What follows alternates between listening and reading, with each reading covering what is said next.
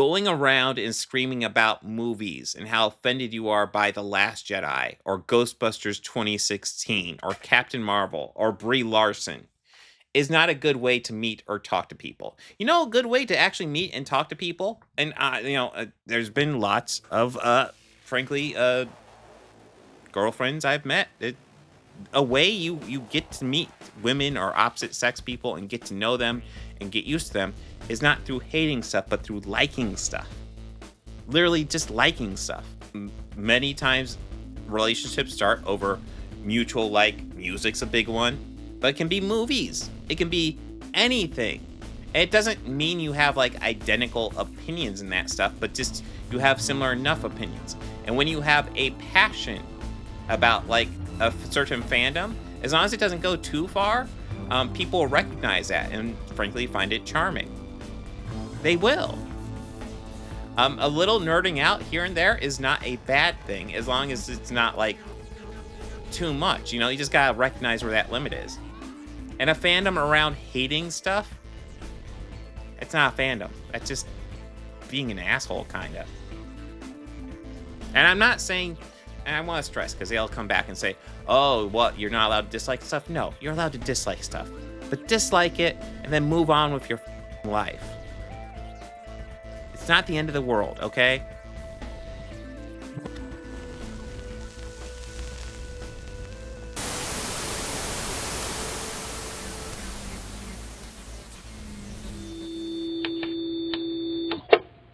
Hello, and welcome again to another Why Toxic Fandoms Suck. I'm enjoying doing this series. I think this format allows me to mold a lot of the stream clips into something a bit more digestible to a lot of people, where you can see like reasonable, normal takes on a lot of stuff, but also see where the anti-fandom really like drives it off a cliff and goes insane, and where their takes are just wildly disproportionate to what is reasonable. And today we aren't going to be going over any like movie or piece of media. What we're going to be going over is the tweet thread by Grayson about Nerdrotic. And I originally was thinking I'd probably just do stream clips for this, but I decided to go ahead and do intros, record exclusive stuff just for this video, and turn it into a Why Toxic Fandoms Suck, simply because I feel like that's a lot of what Grayson is addressing here. And I feel like there's also been a discussion about whether or not Grayson used bots or anything like that. To my understanding, he's already disproven that. I think I haven't looked into his information because, frankly, I kind of don't care. The reason why they're yelling about him using bots, and I'll be covering one of those videos later here, the whole reason they're accusing him of using bots is because in that tweet thread, he has made salient, clear-cut arguments against Nerdrotic. And if you're wondering exactly what those arguments are, you're on the right video, because we're going to go over that tweet thread bit by bit. And we're also going to cover Geeks and Gamers and even Nerdrotic himself and his reaction to the tweet thread. So stay tuned. Enjoy. Make sure to hit that like button and subscribe. Our very special guest is someone that you guys have probably been hearing about the last few days. Over on Twitter/X. I refuse to just call it X still to this day. Oh yeah, I call it Twitter. X formerly Twitter. Yeah. Bro doesn't even, like, bro dead names his own child. I'm gonna dead name his app. Yeah. For calling out what we have been discussing for quite a while now, and I'm glad to see that other people are sort of speaking out about this and gaining some traction and proving that these folks can get triggered very easily. They very easily get triggered. So we're going to bring up our special guest. I'm actually literally meeting this person right now for the first time. We've never had a chance to talk. So I'm very excited to talk to this person. Grayson from Minute. Hello. What's up? Grayson. How are you today? I've actually been up since 7 a.m. and working, so I'm pretty beat. I did make myself a coffee, but I'm ready to go. I talked to my partner. She was like coaching me. She's very smart. She knows what's good. So is this your first live stream ever on YouTube? Or it is my first live stream on YouTube, but like I've been on the radio. I've done a lot of public speaking. Okay. That's good. This isn't new to me. Yeah. Okay. Very well, cool. we're glad that your first ever live stream is one that is very well prepared and very well structured. We're ready to go. I know. I just have a real quick question. Where in the world are you? Like country or yes, I'm in Canada. I'm Canadian. Yeah. Okay. Cool. Yes. Yeah. Despite what they are saying about me, you're a raging leftist from America. I am an anti-American, is what they're saying. And so I'm pretty excited about this because I've seen your post on Twitter previously, because people would comment, exactly. But this one really lit a fire under these guys. You know what? Yeah. I don't know why. Yeah. This isn't the first time. It's not. If you scroll pretty far down, like 2-3 months ago, I've had tweets like blow up about specifically Nerdrotic. Mm-hmm. Like this isn't. I didn't just wake up one day, discover Nerdrotic, and decide, oh fuck this guy. Like that's not what I did. Right. I've been discussing Nerdrotic on my Twitter for quite some time now. So I don't know why this is the one. So do you have any theories? It's probably because I balled out. Like I really went for it because, as you go down the thread, like I was saying, you can slowly see me getting more frustrated because I'm researching this channel and like looking at actually watching his videos and slowly becoming like, holy fucking shit, like what is this guy doing? Which obviously we'll get into. It's really interesting. In the beginning, it more has that like oh look at this loser, and then by the end you're like, okay, this is like annoying. This is we need to make it's beyond annoying. It's like dangerous. To me, it's a problem and it's dangerous. Yeah. And I really liked. I mean, because I read your thread when I first saw it because it blew up and everything before we even knew that you would be coming on the show. And I was just like, hell yeah. I loved seeing more and more people realizing the bullshit that these people spew out. Yeah. I would like to say, and I did discuss this with you guys in that group chat, that I did want to open this by saying that what's happening right now in the UK is horrendous. It's awful. But it is a perfect example at the worst case scenario as to what happens when this type of rhetoric is radicalized. Oh, absolutely. By misinformation. Like this type of thing, it's not like all of those people weren't online, hearing somebody make small remarks about Muslim people, small little jokes here and there that everybody's like, oh, that's not a big deal, and then all of a sudden a tragedy happens, something horrible happens, awful, and then somebody gets online and they say, well, that was a Muslim person, and they're wrong, and hundreds of people flood the streets and burn mosques and beat people. And that's what we're seeing right now, and that's the concern here, and that's that. I don't want to sound too angry, but I am. I get it. I'm upset because that is the concern. You go out, you plant seeds, and then something bad happens. Somebody spreads misinformation, and then that causes radicalization, and people get hurt. It's dangerous. Yeah, I mean, it's a bunch of straws on the camel's back, right? Like you have all of these different people seeing varying amounts of success that all just kind of like feed into it a little bit, and the longer you get, the more and more people in there, the larger the group, the more likely something bad is going to happen. I do want to say that I'm not saying that Nerdrotic caused the UK riots, because that is what they will take from that. But see, that's what they would do. That would be their spin on it. Would be that, like, because I've said this before. Specifically about channels like Young Ripa, Eric July, things like that, and they're always like, "Oh, they're responsible for all of these things," and it's like, no, you have to go to an absurd place to justify that response, because that's not what we're saying. I don't think that. What I think is that, and I'm pretty sure this is already proven, that they have been part of a source that somebody used that caused a potential tragedy. Yeah. You know, like, didn't somebody last year go and try to beat somebody to death with a hammer, and they went on their socials and they were following these guys? Am I making that up? I don't want to be making that up. It was like a politician. I don't know. Wait, are you talking about the Pelosi attack?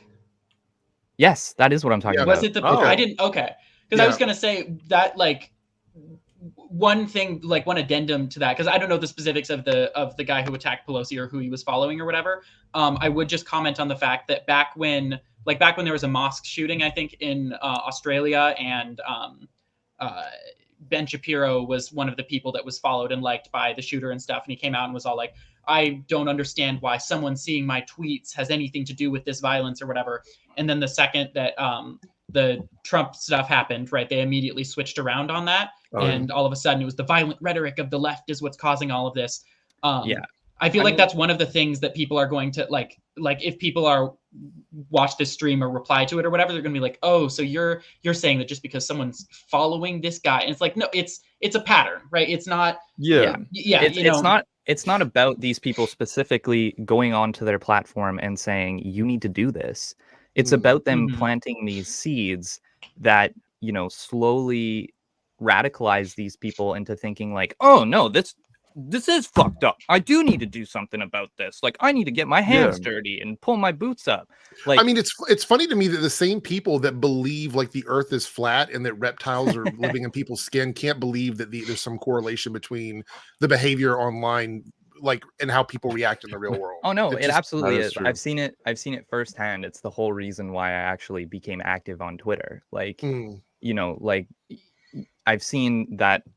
Like, when I've had this Twitter account for, I don't even know, maybe since 2021. But I kind of just left it dead. Like, I tweeted every once in a while, but I left it relatively dead. And then in my hometown, somebody committed suicide because of particularly this community, this comic book community, online. And like, I know that's awful. And you know, like, they might say like, you can't prove that, but it was literally in the letter they left. And with what I do with my job, which I'm not gonna say what I do with my job. Don't do that. that is kind of why I do what I do for a career, is because, you know, younger people are so susceptible to this shit. They either get radicalized or they find themselves depressed, and it's just like, man, like, it's so depressing, man. It's depressing. These are comic book heroes that we love. These are people that wear spandex and they run around and they instill hope, and that's what they do. And the reason I'm so passionate about specifically Nerdrotic causing this kind of rhetoric is because he's doing this in the community that I love, the community where I feel like I belong, because despite what they might think, I don't have any friends that like this shit. My friends like video games. My friends like going to play baseball. We go play soccer on weekends. We play Magic the Gathering sometimes. Like, that's what we do. They make fun of the MCU, you know. That's not the type of people I hang out with. Even my girlfriend isn't really interested in this shit. My girlfriend is a theater-trained actor who looks at the MCU and goes, that shit is garbage. And that's fine. Yeah, that's absolutely fine. Like, I've told people before, your opinion about it is not what, like, I've tried to say this to all the grift tube channels and stuff like that. It's not the opinion that you don't like something. It's how you go about using that to, like, align with your political beliefs, and then you go out and say, I don't like politics and stuff, but then everything you do is politically charged. That's the issue that I have. Oh yeah, that is the thing. And it's so hypocritical. I don't want this content to be imbued with politics. Here is my review of this video, completely imbued with politics. Literally, like, Nerdrotic video opens up. First thing he mentions, race of every character on screen. You're like, identity politics, SJWs, culture. Are you on the thread right now? This is the very beginning of the thread. Yes. Okay. What I know for an absolute fact I haven't watched these videos. I know for an absolute fact these guys didn't watch the videos that I posted in the thread. Oh, I I'm sure they did. guarantee you absolutely not. that Oh these yeah, no, they people literally did like not I watched several of them. They just flat out Yeah, skip I over feel it. like before we watch any of their responses, we should probably go through so everybody in the chat understands what the thread is, just in case. Explain some of this. Do like a deep dive. Yeah. Okay, so and we'll just interject wherever you feel necessary, obviously, Grayson. But this was the initial tweet that started the firestorm here. Nerdrotic is a piece of shit that we've allowed to operate amongst us for far too long. A thread, and I think that intro sort of speaks for itself there. I mean, that's I went a little hold on. I went a little crazy here. I did. And the reason I did that is because what I've noticed from people that have gone after Nerdrotic, Dane has appeared. Yeah, I was gonna just jumping in to say, like, you say you went a little crazy or whatever. Like, if there's anything that any of us see that like we're like, I think that's a little out of line or something, I think none of us have any problem pointing that out, man. But I don't remember anything jumping out that was like egregious. But the reason I say I went a little crazy with the first part of the thread is I did that on purpose. Like I said, you weren't here, Dane, but I was telling them that like as I was making the thread, I was getting I was increasingly getting like more frustrated just because like I was watching the content. Like I had this open on my TV watching their videos, trying to I wanted to be as reasonable as possible, but then it became impossible. It became, oh, these are unreasonable people and they use extreme language. And the only way I'm going to break through this barrier that they've left for other people who have done a similar thing specifically on Twitter is use the extreme language. Exactly. Exactly how I he's feel. making these comments here, dude. It's like, this is one of the most common types of comments that their audience will do, where it's like, I'm too fucking stupid to understand what's being said. Yeah, I'm too fucking stupid to listen to what you're saying and actually put words together and fucking. You're talking about this one, Dane. Use logic. This comment. Yeah, Nerdrotic not liking the direction franchise makes him far right. How? So you're not correlating. This is like, I don't want to call you out, Nathan, because I don't want to be that guy, but I can be. I can be a bit rough around the edges, right? Well, I wasn't sure if this you were talking about, so I didn't want to make an assumption. But I I'm not saying that he is that stupid. I'm just saying he's not. I think that he's probably dishonestly doing this. Right. So these guys bring on Alex Jones. They have who else has been on there? Gavin McGinnis. Gavin McGinnis. Vivek has been on. The Vivek Ramaswamy has been on there. So why do they not have any left people on their shows if they're not far right? Are they not Trump supporters? I do believe all of them are Trump supporters, right? They don't have a single person in that chat, in that stream that will go, as far as what I've seen, which isn't much. So let's just clarify that. Sorry. They don't stand there and go, hey, that comment was inappropriate. That joke was inappropriate. That word you just used was inappropriate. They don't. Everybody in there is laughing, having a good time about, saying some pretty horrendous shit, at least from what I've seen.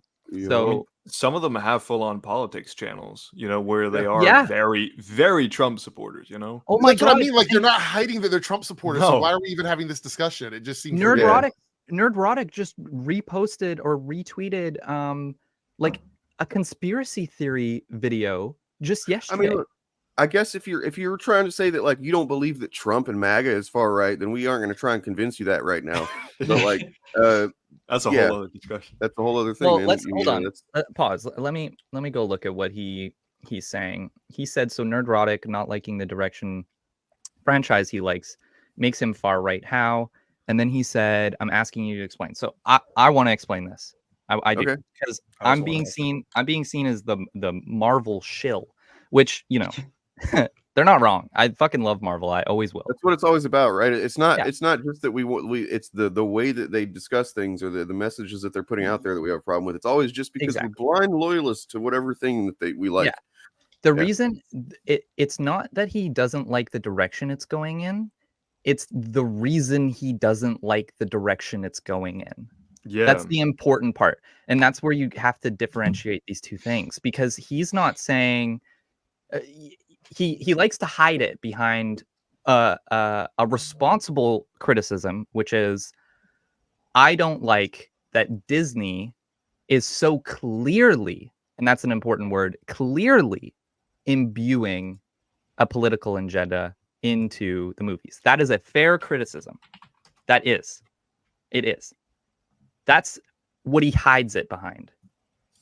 But then he goes on to say, this movie was bad because a woman was in it.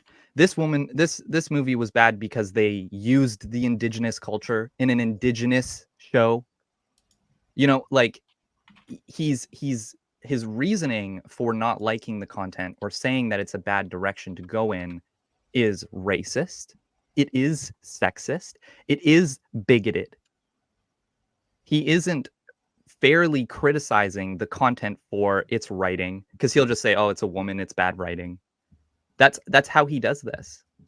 That's why his channel is so clearly or a show that contains like women as the lead characters and then complain that there's women as lead characters. Like what are you complaining about? And the biggest thing that I found is that he isn't sure how he feels about a show like Hawkeye, because he's gone on to say, you know, he did his whole review on Hawkeye saying every 15 seconds because it's the Kate Bishop show in his entire review. Yeah. But then he goes on to say that he's upset that there isn't any content with any good male role models. I do want to point out this person is trying to stop us from getting through this thread. They're trying to of course.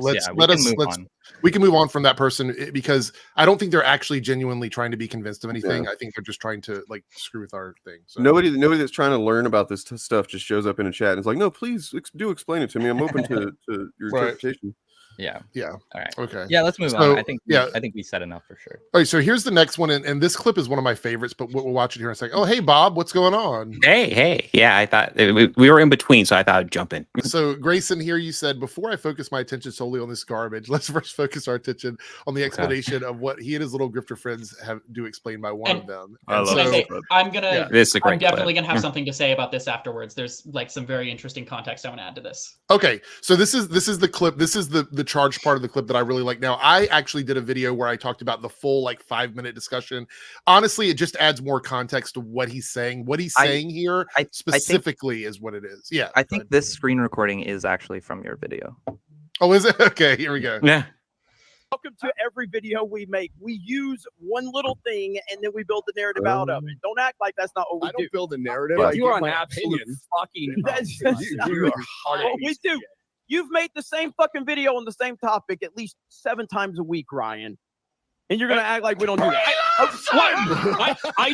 talk about I talk about says one fucking thing and we make a whole video out of it. That's what we do. I welcome to every. I want to say so. My favorite part of that clip is how Shad tries to chime in and they just basically cut him. I love that part of it. But I will say it's quite interesting to me, and then I'll let you guys go. I just want to get this out there. How all of them try to use humor to take away from how annoyed they are at the situation. Every single one of them, because it's very clear in this moment that Nerdrotic Gary, Ryan, as all of them, even Shad, are quite annoyed that Jeremy literally just called them out on everything they do. Yeah. And I think in their reaction videos more recently, they Jeremy and Ryan had different opinions on what he actually meant. That was what I was going to mention. Actually, Edgy's video is fucking excellent. I was going to suggest we actually watch that. It kind of explains. I haven't seen the full thing, like I said, but I was scrolling through. I was going to say, Edgy, you want to break it down? Yeah, I would not. Yeah, I mean, I would definitely not object to talking about that. Basically, the premise of that video is the ways in which they deflect criticism. And then at the end of it, I kind of tacked this on because it was just relevant to it. But I have just like a list of 5 different tactics that they use to deflect from like actually talking about the contents of the thread, which I really should have mentioned that they didn't watch the videos. But the thing that got me so much about this is that Ryan and Jeremy both talked about this exact clip and they came away with exact opposite interpretations of what was said. Here's a really interesting bit of dissonance that I've noticed between Ryan Kinnell's coverage of this tweet thread and Jeremy Griggs. A while back, Jeremy said something pretty embarrassing on a podcast with his friends. I'll play it here. Every video we make, we use one little thing and then we build the narrative out of it. Don't act like that's not what we do. I don't build a narrative. I give my opinion. Fucking you are what we do. You've made the same fucking video on the same topic at least 7 times a week, Ryan. And you're going to act like we don't do that. I talk about, I talk about says one fucking thing and we make a whole video out of it. That's what we do. Welcome to every video we make. Anyhow, basically he just admitted that his content is not enriching and that he builds narratives out of nothing for the purpose of making money. What a silly slip up. Here's how Jeremy covers this topic. So this is an argument that we had on Friday Night Tights. I don't even remember the specifics about what the argument was. But every time I say the same thing that I say in this video, these crazy fucks that have pronouns in their bio and they're mentally ill, or just people that are just jealous in general, they go, he finally admitted it, ladies and gentlemen. I've literally admitted it 1,000 times. Whatever it is you think I'm admitting, I've said this 1,000 times. YouTubers do things for views. It's wild. Oh, you're selling Kraft macaroni and cheese? Well, you better not order any more Kraft macaroni and cheese, because why would you give the paying customer or the person that is interested more of what they're asking for? Why would you do that? I know it's a crazy, crazy mindset. It really is. Notice how he doubles down, arguing that what he said was both sincere and correct. Now, here's how Ryan covers it. Ironically, this is a clip of Jeremy, who went on this fucking rant because he didn't either wanted to talk about this or didn't want to talk about that or something. And he went on this fucking big rant on FNC. That's what we do. We talk about things. We talk about them over and over again. That's basically what he did. Jeremy kind of leaning into the meme that all these people were so upset about. And of course, people like him took it seriously. Ryan seems to think that Jeremy was just memeing and that woke freaks took him seriously. And I just find it interesting that neither of them seem to agree on the contents of that clip. Was it 100% serious and we're stupid for thinking it's bad? Or was it a meme that we're stupid for thinking was serious? The world may never know. Sorry, I was trying to figure out, the blue check marks were showing up at the bottom of the reply, so I had to click back. It is in Malachi's video that they're on top. Yeah. So here was the next tweet in that thread. It says, "That's right, folks. They sell you outrage and anger. This is what they do." Do you want to read this, Grayson? I feel like you're here, so I'm reading your words. Sure. Yeah, go ahead. This is what they do. They make mountains out of molehills to capitalize on insignificant frustration that their target demographic might be feeling and heighten the issue rather than tame it. And then you attach this yeah, I mean, poster here, which is great. I feel like I articulated that pretty well. Easy to understand that they take a very minute issue that you might be feeling, I'll say that I've personally been oh man, when She-Hulk had that episode where she's telling Hulk, you know what I'm talking about, you know what I'm referring to. I kind of felt oh shit, that kind of feels a little too much, too fast. When you look at the history of the Hulk and all these sort of things, and but instead of going to YouTube and trying to find somebody who agreed with my opinion to double down on it and make it this mountain, I looked at my girlfriend and I said to her how I was feeling. And then my girlfriend was like, yeah, but that's not the point of what they're doing.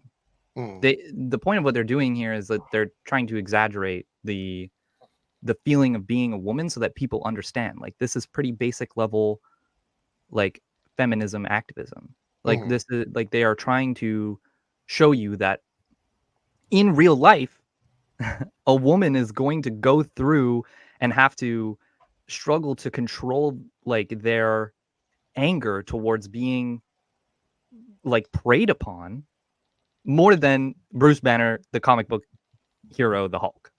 Right. So and that look who it is, man. And we know that about you, Eric July. We know that. and that tamed how I was feeling, rather than making a mountain out of it and then making me actually angry about it.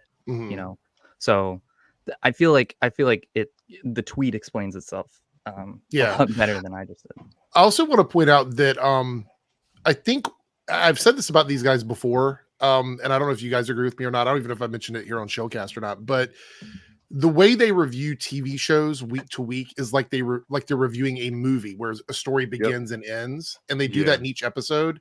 And I feel like you shouldn't be viewing television that way, because that's not how TV does stories. Like, you have to see the whole season. You know what I mean? Like, they watch one episode and they're like, why didn't I get every answer to every question that I have in this one episode? And it's like, you have 8 more episodes left. Yeah, like this mystery that they're setting up has not been revealed in the first episode. And there might be some storylines that stretch the entire like series. And the goal is, you know, at most you can put a caveat on that and say, hey, they left this loose thread. Let's see what happens. That's the most you can do with stuff like that. They act like it's a fault of the show. Like most of the lore things in the Acolyte that they got angry about early on were mentioned later on. You know, their context was provided. Yeah, I didn't like the Acolyte. I found it quite boring. But I didn't like it because I found it boring. I didn't not like it because they offhandedly referred to a background monster as they. You know, which he made a very strict point to point out in his video. You know, like this, like pronouns exist, man. That's all.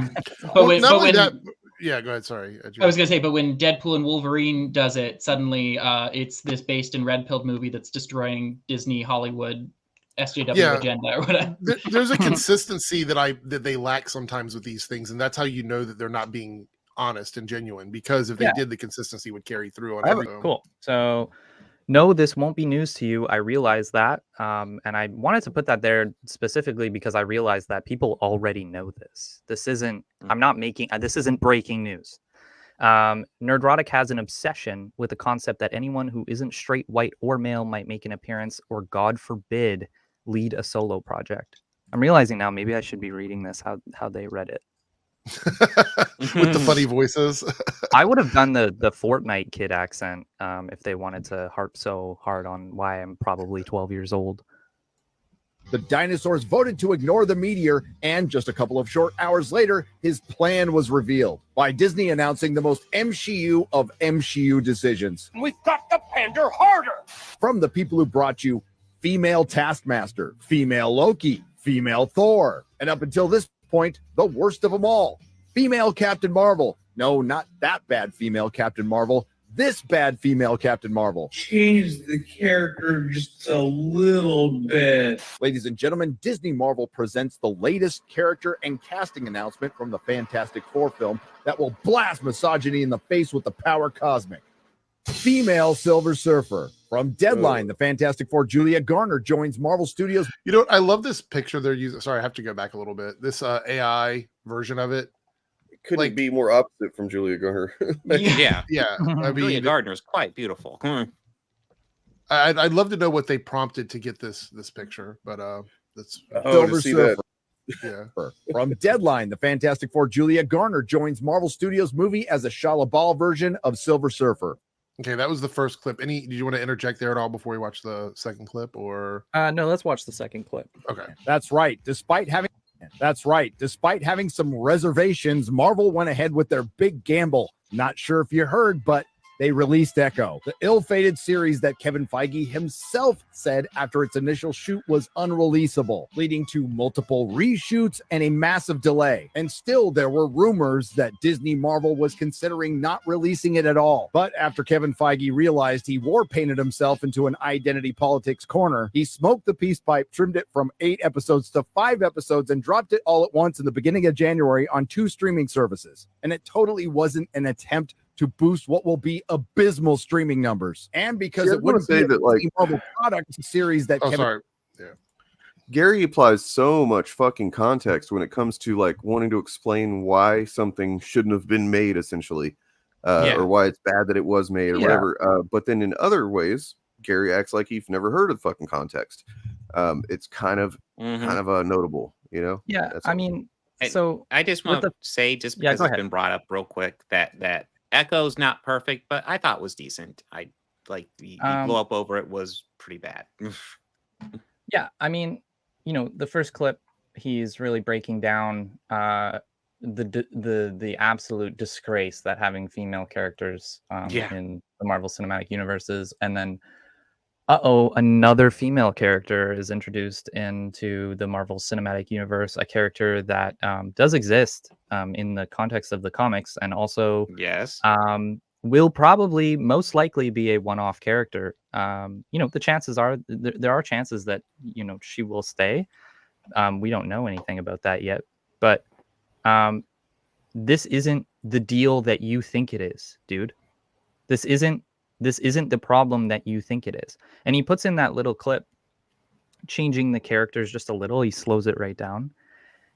Gender swapping a character is not changing the character as much as you think it is, because as long as they still have the same ideology, the same personality, the same thing that you recognize that character to have, what's different about them? Their genitals, their sexual orientation?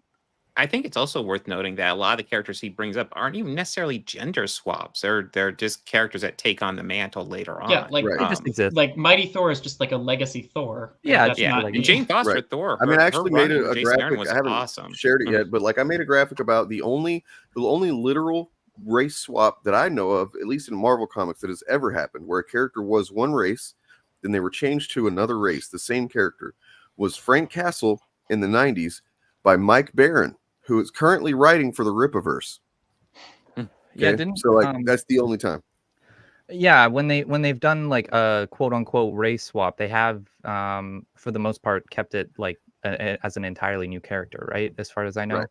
I haven't been reading comics. I reject the fucking concept of the term race swap or gender swap unless it somehow were to literally apply, and I haven't really seen that happen. So yeah, because like Monica Rambeau becomes Captain Marvel, like she literally just takes on the mantle. In regards to the second clip, and this is a topic that I'm quite passionate about. My partner is Indigenous. She was one of the first Indigenous valedictorians from her high school. She, put herself through acting school with scholarships. She's an incredible human being that, isn't familiar with her own culture. And that's super important for me to say because there is an ongoing Indigenous genocide. Okay. And and it's super important to keep those voices permanent, and just recently they redubbed the first Avengers movie with an Indigenous language that was dying. There is a woman in the United States that is making like AI, almost like Google home speakers that will speak in the Indigenous language for kids, and she's giving them to kids for free, Indigenous kids for free. This isn't something that is a punchline. This isn't a punchline. You're making all these puns, war paint, gamble, reservation, peace pipe, that stuff.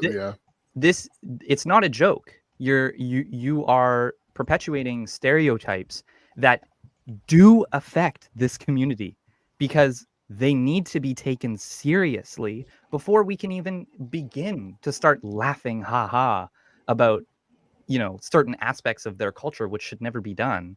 But it's serious when you make a comment like Marvel, despite Marvel's reservation, they finally decided to go ahead with their big gamble. You are perpetuating a stereotype, man, and it does affect. When I told my partner that, and they're gonna say that this is like babiness, but she was hurt by it because she's always the punchline. When she walks outside, she's never taken seriously, and that's serious, man. That matters. So when they made Echo, the reservations they had weren't about how well this would do. They were worried about the reaction people like you would have to this.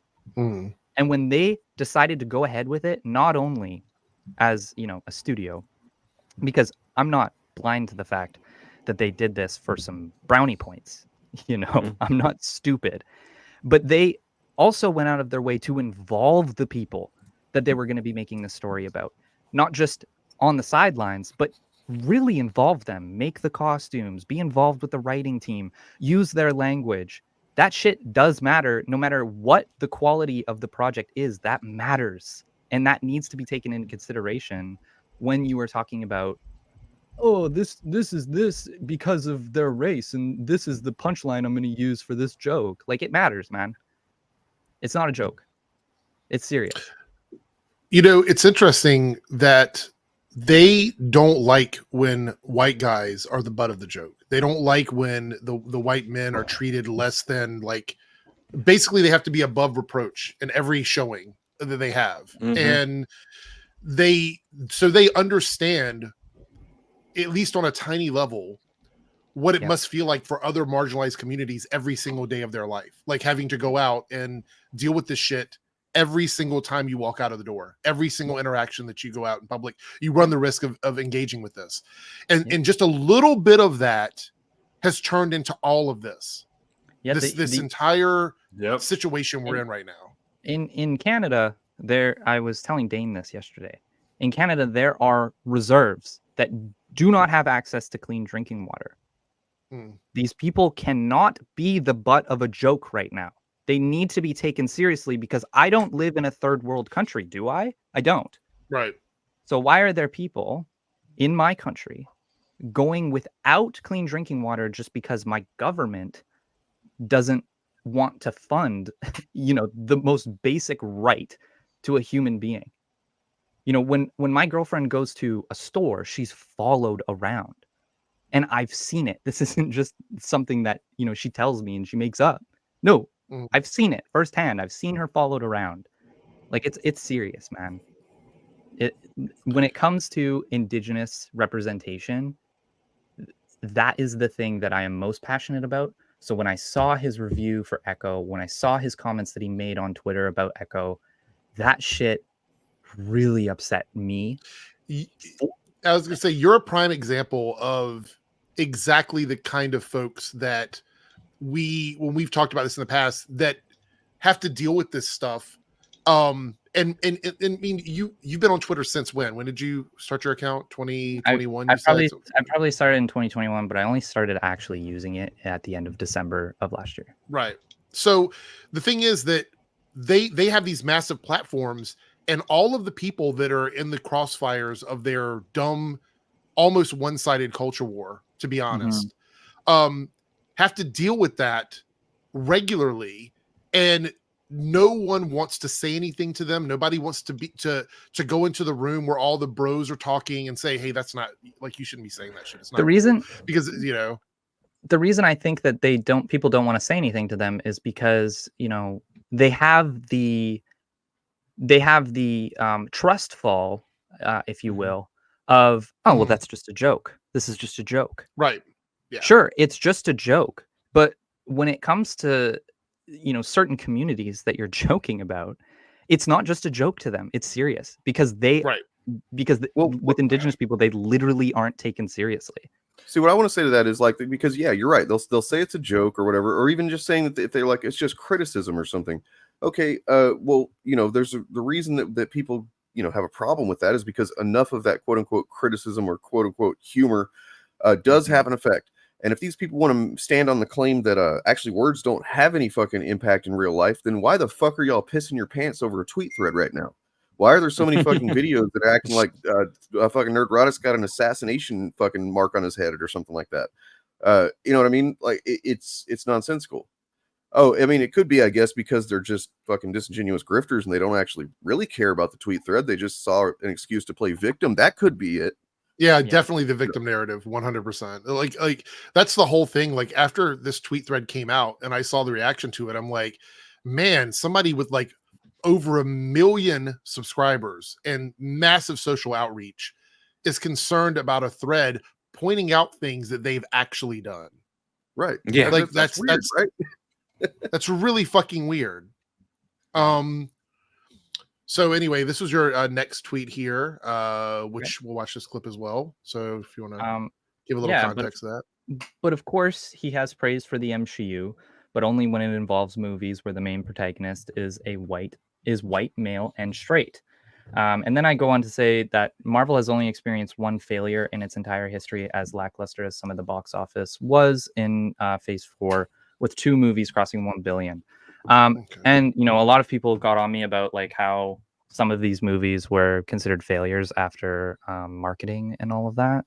What I'm saying here is that, you know, these movies as a project were cohesive. They were not broken projects, even with the pandemic. And the reason I mentioned the box office here is because at the beginning of the clip, he says that Deadpool and Wolverine will be the first Marvel movie to cross $1 billion.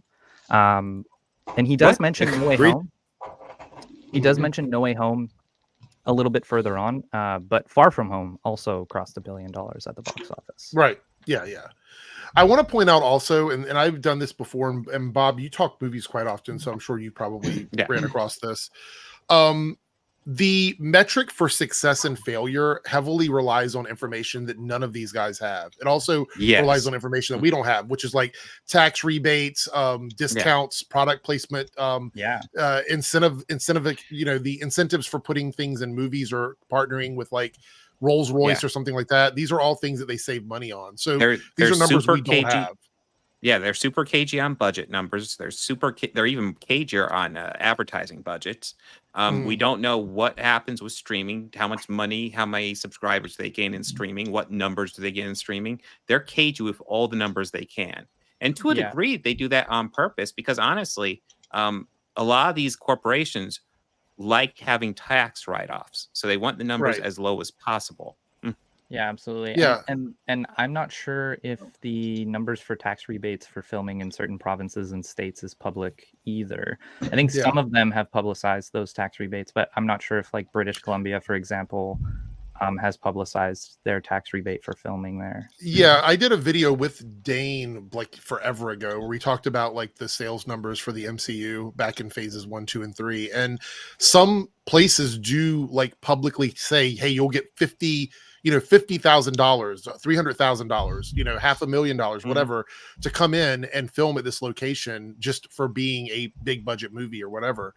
And so some of them do make those public, but they don't do it all the time. So the only thing that you could look at and go, this is 100% guaranteed a financial failure is if a movie does not make its production budget back. That's really the only thing, because even the advertising is just a rule of thumb. It's not always half of the production budget. Which is why I said that there was one, and that one is the Marvels. The Marvels did not make back its budget. Yeah. I saw a YouTube short that I think is relevant. If we can check that out, it's actually really relevant. So it's another fucking girl boss.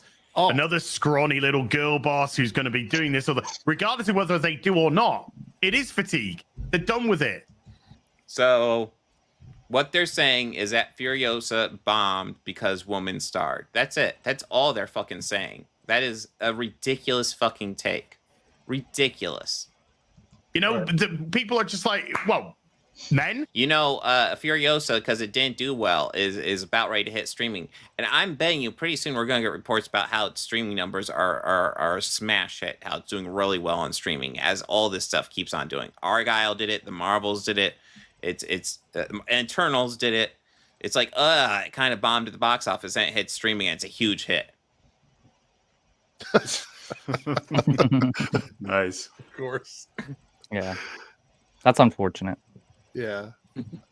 I think it's also there's a bigger, more complex conversation to have about film and theater and the state of culture when it comes to movie going that these guys don't want to have because their audience would get bored with that kind of conversation. That's the problem. Of course. Talk about the impact of COVID on movie theaters because it's serious. If you go look at Nerdrotic's channel, for example, his daily channel, you'll see that his regular videos don't get as many views as the videos that he sensationalizes, like this thread, for example. I think he like doubled views. I don't know if I'm. Yeah, I mean, I wouldn't be shocked. And I've seen multiple times where he does this, where they say like, "Oh, like woke extremist tries to take us down" in his thumbnail, and then his videos are like double because that's all his viewers actually give a shit about. They don't care about. You had shared something yesterday that, and I was wondering, is this related at all? So apparently, Entertainment Weekly blocks Nerdrotic on Twitter. I fucking hope that's real, and I hope it's related. It seems real. I mean,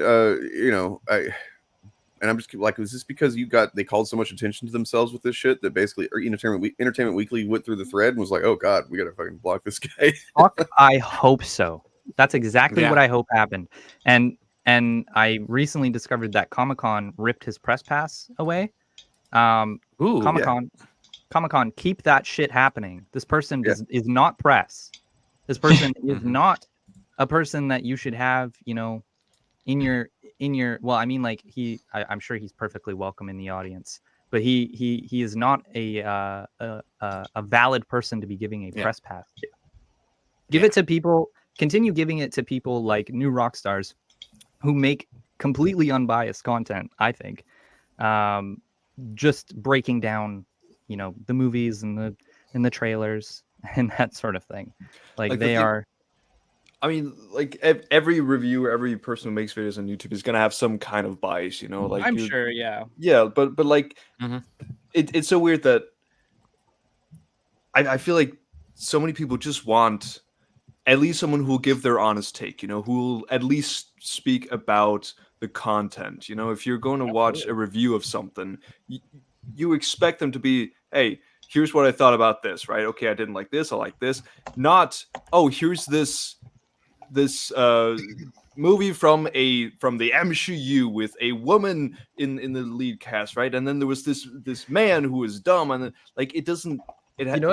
All the time, it has nothing to do with the actual content itself. You know what I found so interesting when I was like kind of going through his videos a bit? Even the ones where he is, completely positive about the project in itself, like he really enjoyed it, he really liked it. Yeah. And it can be completely unrelated to the MCU. He will always bring it back to the things that he doesn't like. Yeah. Always. Oh, I really like this project because it's not the MCU. It doesn't like, dude. Just talk about what you like, man. You'd be way happier. When House of the Dragon came out, after they'd spent months talking about how it was going to be woke, they suddenly realized, okay, this show is actually really good, and a lot of people really like it. But whenever they talked about it, they just could not talk about it without also mentioning Rings of Power, because that was at the same time, and that was the big woke thing, And I've even seen Critical Drinker in some of his videos. For example, I remember Across the Spider-Verse, a movie he pretty much only had praise for, but then he had to have a rant that also went a bit viral about how the white man was being forgotten and was being made a joke of and stuff. And it's just like, the review was pretty decent until then. No, it was just seriously, like, though, guys, just like the movie. Yeah. The white man is fading from existence. Like me personally, like people don't look at me anymore. They don't see me. I don't exist. Yeah.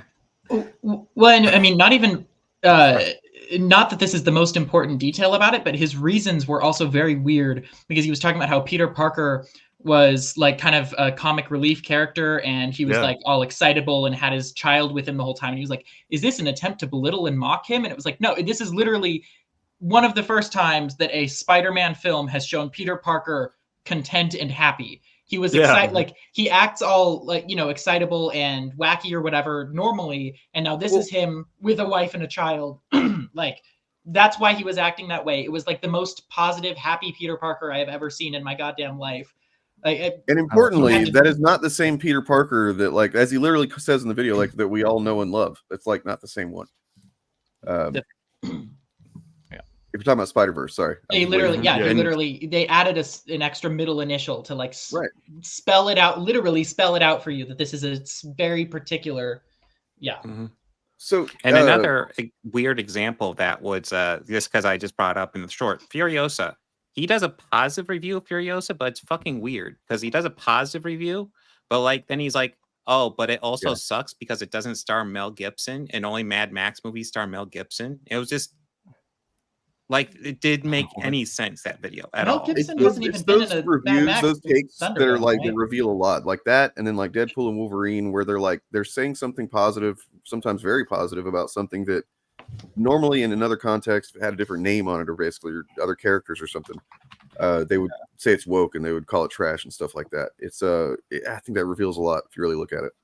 So this is the video clip attached to where we talked about the MCU, or where you talked about the MCU and the films. Here we go. Yeah, I mean, Greetings, you over 1 million Hellions and the 40% who haven't subscribed yet after Deadpool and Wolverine's Monster Weekend, which puts it on a trajectory to be the first movie produced by Disney Marvel to hit $1 billion since Endgame. This predictably has everyone asking, is the MCU back? Let's, for now, answer that question with another question. They've been planning that fucking narrative since the first trailer for this shit dropped, where they're like, they've been saying it's going to be successful. Looks like it might even be good. You know, they had a couple of little weird gripes about the trailer or something, but like other than that, they were actually, I could tell they were going to end up being positive about this movie. Well, I mean, yeah, both Spider-Man movies did over $1 billion. Yep, they did. Fucking Doctor Strange 2 was damn close. It got really Guardians of close. the Galaxy wasn't too far off. What the heck? That graph right there, like right next to it, shows pretty much everything except for like marketing budgets, obviously, and then all the other rebates that we talked about. Yeah, MCU movies don't regularly break $1 billion. I'm sorry, $1 million would be bad, but yeah. Yeah, but once one did, then they started comparing. They compare everything to the most successful thing. So like when they're saying that Shang-Chi, Nerdrotic literally did this. He was comparing Shang-Chi to like Captain America, and it's like, is that? Do you think that makes sense, Gary? Considering Captain America has been a known fucking IP for decades, and it's already been through several stages of popularity and waning, waxing. Absolutely, Shang-Chi hasn't. So like, also, as I say, I feel like film nuance, media literacy. They're treating movies like sports games, like whoever gets the highest number wins, and that's not how you talk about quality in films. Like two movies can come out, one of them can be a masterpiece and does everything perfect, and it only makes half of what the other movie makes because that one has explosions. It's like the Michael Bay thing back with Transformers and stuff. And what you just said is exactly it. Like for me personally, like my girlfriend really likes like art house movies. So, we'll go to the theater and we'll see an art house movie every now and then. But every time there is a Marvel movie, I am going to the theater, D-box seats, the whole 9 yards, like, because it is fun. You go to the theater for fun. And we're not talking about movies that are being written by the most incredible people to ever do it, or filmed by the most incredible people to ever do it. They are extremely talented people, but these are not, art house films. These are fun films. These are films that you go and you fucking stuff your face with popcorn and you watch the movie, and then at the end you decide, like I wish they would have done this character more closely to the comics, that sort of thing, and then you discuss it that way. It's not wow, holy shit, like they did a bunch of stuff I've never seen before, so that makes it like validated. It's like that was really deep. There was a lot of nuance in the story. Like I really felt connected to this character, that sort of thing. Like I criticize Marvel movies different than I would criticize, for example, Longlegs. Just because like that is like it is a different medium. So I mean, the thing about it is critics, like when I was growing up, back in the day when I was growing up, critics, when you watch them, they would talk about things like cinematography or the lighting or the sound design or things like that. These things that actually make a film. These guys are like, it had a woman in the lead, or the VFX made the hand look too small. I mean, like these are not real legitimate criticisms of filmmaking.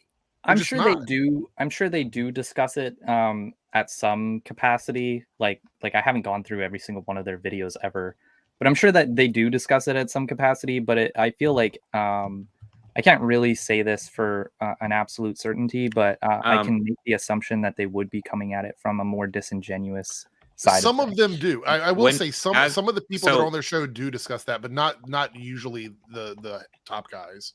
I was just gonna say, when it comes to Gary, he will bring it up only if like that person comes up, like if a cinematographer comes up, Gary will mention it and just say, "Oh, it sucks" or something like that, or it looks shitty. But they won't say why. Like, what are their qualifications, though? What are their qualifications to know whether or not cinematography sucks? Yeah. Like, how would they know that? Like, they don't know anything more than we know. None of us have gone to, at least I have never gone to film school. So I don't know the details and nuance behind like what a boom mic operator does and shit like that. I don't know those things. Like, we're watching it as a viewer to be entertained. They're talking about it and criticizing it like they're breaking down this art form that they literally don't know anything about. As if they're capable of picking up a fucking GX 900 and going out there and making the best camera swivel techniques to correlate with the action sequence that's currently happening in front of them and perfectly block the choreography. Right. Yeah. These guys, they know, but they're not going into this knowing everything that they like. This is why they stick to the big talking points, because their audience just wants them to reiterate the things that they already feel. It's not about logic or objectivity, it's about feelings. And that's the thing they don't want to admit. All of this is about feelings. And this is the community that's like, no, it is objectively bad, which is literally a lie. But it's just this thing where it's like, so if a movie hits $1 billion and they don't like it, like Captain Marvel, they will come up with excuses why that $1 billion is not valid. But if a movie that they do want to use as like a pawn against Marvel or Disney or whatever makes $1 billion, then we can't say anything against that film because that movie made $1 billion. So fuck what we think. You know what I mean? This is the mentality of these guys. Yep. So, all right, let's see the list. Did Captain Marvel kill the MCU? No, it was just the writing on the wall. It was everything that followed. Oh, God. WandaVision, Falcon and the Winter Soldier, Loki, Black Widow, Shang-Chi and the Legend of the Ten Rings, the Eternals, Hawkeye. We're all a collective of diversity. So wait a minute, did they just show Shang-Chi getting kicked in the nuts, right? Oh, yeah. Yep. Wasn't that something that he complained about happening just in another clip you're talking about? Apparently, yeah. They all did. Real quick, most of those movies he named are movies that, at least in my opinion, were totally decent. Yeah, I mean, there are, like I've said, like in the TV shows, it's not as easy because this is what we mentioned earlier. Them reviewing each episode as an individual piece is stupid. Like, they shouldn't be doing that. But the thing is that talking about Loki, the first season of Loki is one of the best shows that Marvel Disney ever made. Like, out of all of them, I would argue it's probably one of my favorites. I think there are problems with Falcon and Winter Soldier, but they don't give a fuck about talking about the issues with pacing and storytelling. That's not what they're not interested in that. WandaVision, you can have your critiques of WandaVision, but WandaVision was like a worldwide phenomenon. Like, everybody was on it. Everybody was like theorizing, freaking out. That's what, made me make Minute Nerd News like on TikTok. Like, that's really? Yeah, I mean, like, eventually, I kind of just decided that making content was just like getting pretty tough because I was doing like full on editing for WandaVision, and then nothing was kind of happening at that time, and I was just kind of like, oh, this is exhausting, my computer's so slow, like all these sort of things. So I just kind of stopped for now. But like like everybody was into that. Everybody was into the theories. Like, it got crazy. That was a really fun time to not only just be a Marvel fan, but be literally anybody on the internet that is watching the show. All right, let's continue here. Inclusive failures. This losing streak was only broken up with Sony and... Why are they showing a losing streak while showing the most popular film, which is Spider-Man? Like, that was one of the most popular ones. Like, well, it's a losing streak, but we're going to show Spider-Man. Well, also something interesting about Gary, because he does this way more than I do by a decent margin. Go over like the interview circuit, like stuff, the red carpet shit. I don't watch that stuff because it's boring, and you see people just giving stock answers, and I don't really care. But like, he uses it in his channel to review movies as if it has anything to do with the movie, and he uses it like obsessively. It's bizarre. Well, because they want to look for a gaffe or like a little. It's like they want them to say something that's a little bit off the script so they can go in on them. That's what they do. You know, Bob. Oh, I know, but I just think it's bizarre behavior, and people just follow this like it's Disney Marvel's release of Spider-Man No Way Home on December 17th of 2021. It's been a very tough time for cinemas during the pandemic, with some chains being forced to close. But one film to have broken the mold is Marvel's Spider-Man No Way Home. After surpassing $1 billion globally, it has become the highest grossing film of 2021. What do you think its appeal is? Is it just, at this point in time, we're desperate for a superhero to come and save the world? There may be something about that, yes, and the fact that people want to have a bit of escapism. After that much-needed W, Disney Marvel decided to grab defeat out of the jaws of victory and follow that monster release with Moon Knight and Doctor Strange.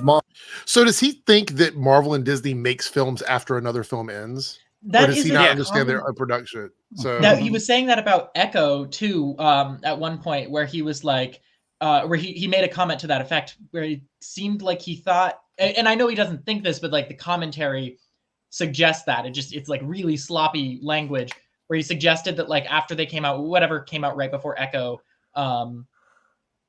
he suggested like, why did they come out with this next? And it's like, because they planned that next. They didn't, right? Like they didn't have all of these movies. They don't make them successively. If I had to guess, I would say average or maybe even minimum, the time it takes for any of these projects to get made is 2 years. I think that's high. And yeah, I mean, that's not even considering like all of the talks and stuff happening, from 7 years ago, where they have ideas for it, and somebody's off coming up with. Like, I mean, it's a guesstimate, but like Ant-Man was, God, how long was that in production? Like 7 years or something like that. Yeah, but I would also because of the Edgar Wright stuff, right? Yeah, Yes, but I would also say that a lot of it has to do with the fact that Marvel's success hinged very heavily on the consistency of their projects coming out, and that's why I think COVID sort of made them stumble, because it basically caused them to delay things, and the dominoes falling, like his video was showing, had more to do with that than it did any issue with a woman obviously being the lead of a movie or something like that. I think it's just ridiculous to assume that the most the most normal thing ever is the problem, not the pandemic, none of the other stuff that happened. Literally, Black Widow had a movie, so clearly that's the issue, right? I do think I'm going to try to kind of bring this back to like the issue with this video, in particular. This little clip that I've put in there is that, the clips that he's showing, besides Bucky from The Winter Soldier, is like, because of the context of his channel, like it feels like microaggression to me. As he goes. And he really starts the video off with, did Captain Marvel ruin the MCU? After, talking about the success of Deadpool and Wolverine. So even when he's like about to talk about, how this movie is killing it right now within the same context of the MCU, he's still rearing it back to more hateful rhetoric, directing it at Captain Marvel and Brie Larson, and then showing these, in my opinion, microaggressive clips. Because like you're showing a clip of a girl in a Doctor Strange movie, right? It is Doctor Strange. You can show a clip of Doctor Strange when you're talking about Doctor Strange, because that would make sense. But instead you're showing America Chavez, which he has had problems with in his other videos. So even though that's an original character, she's always been that character. There was no swapping of anything, nothing that would fall in line with their normal. This is why I think they've gotten more extreme as time has gone on. Now it's just like literally, like you said, a combination of microaggressive reactions to stuff and complaining about women and people of color and marginalized communities. These are the seeds that I said earlier that they are planting in people's heads when they're talking negatively about something. Like if I was holding a bear in front of a baby and I was making, scary faces, like that baby might grow up to be completely terrified of bears. So, like you're kind of just like programming your audience subtly. Well, to me, not so subtly. Yeah, I don't think it's that subtle anymore, but it was. Yeah. And to add to that, because I think to an extent they're also kind of well, I mean they definitely are, but they're doing it to themselves. And two examples that I've talked about before on my channel are when Geeks and Gamers reviewed the trailer for Fallout, and every time a brown person came on screen, he would just screech, diversity, diversity, and like head empty, no thoughts going on in there. And then another example was the Quartering looked at a tweet that just said oh, The Boys season 4 has a strong black woman in it, and he was like, oh yeah, see, like just literally said strong black woman, and he filled in the blanks of all of the other, who by the way was an original character created for the show, the exact thing you guys have been begging for, but Miss Marvel, Thor Love and Thunder, She-Hulk, Attorney at Law, and the Black Panther sequel without Black Panther, Wakanda Forever. That is one big pile of shit. And with all of that, a lot of astute fans knew with the powers that be that the MCU didn't. Things were about to get worse with Phase 5. Ant-Man and the Wasp Quantumania was a massive flop. Then Disney Marvel finally got a win all on their own when James Gunn returned to do Guardians of the Galaxy Volume 3 right before he f***ed off to work for the competition. And Disney Marvel got right back to work squandering that success with the release of Secret Invasion. Sorry, I have to interject again. Right back to work again. Like that show was probably filmed before some of the other projects were released. I mean, and I have so many issues with Secret Invasion, but that was well in production before Guardians was released. There is something that I know specifically about Quantumania because I do have friends that worked on it.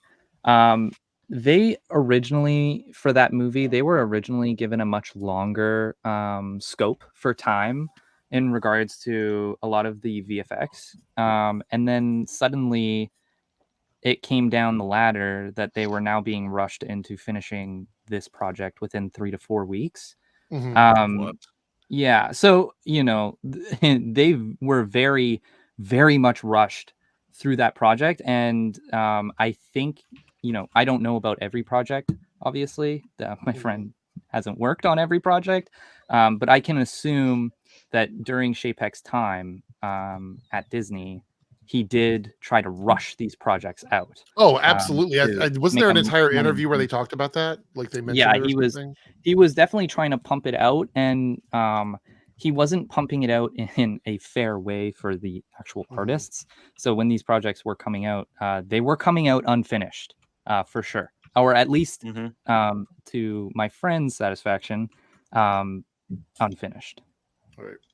All right, let's finish the clip and then we'll look at the graph briefly before we move on to the next tweet. Loki Season 2 and the biggest flop in the MCU's herstory, The Marvel.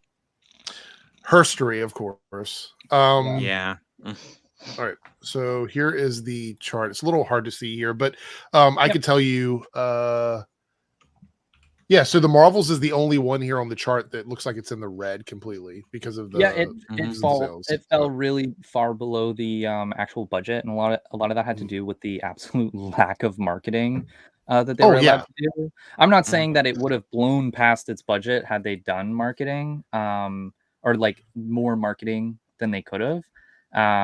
But I think it probably would have had a much better box office. It might have at least reached its people budget. Tend to forget that it's never brought up. The fact that they had to put what was it? They put what series did they share on? Ms. Marvel. Ms. Marvel actually went on network television. Yeah, they released as a way to market.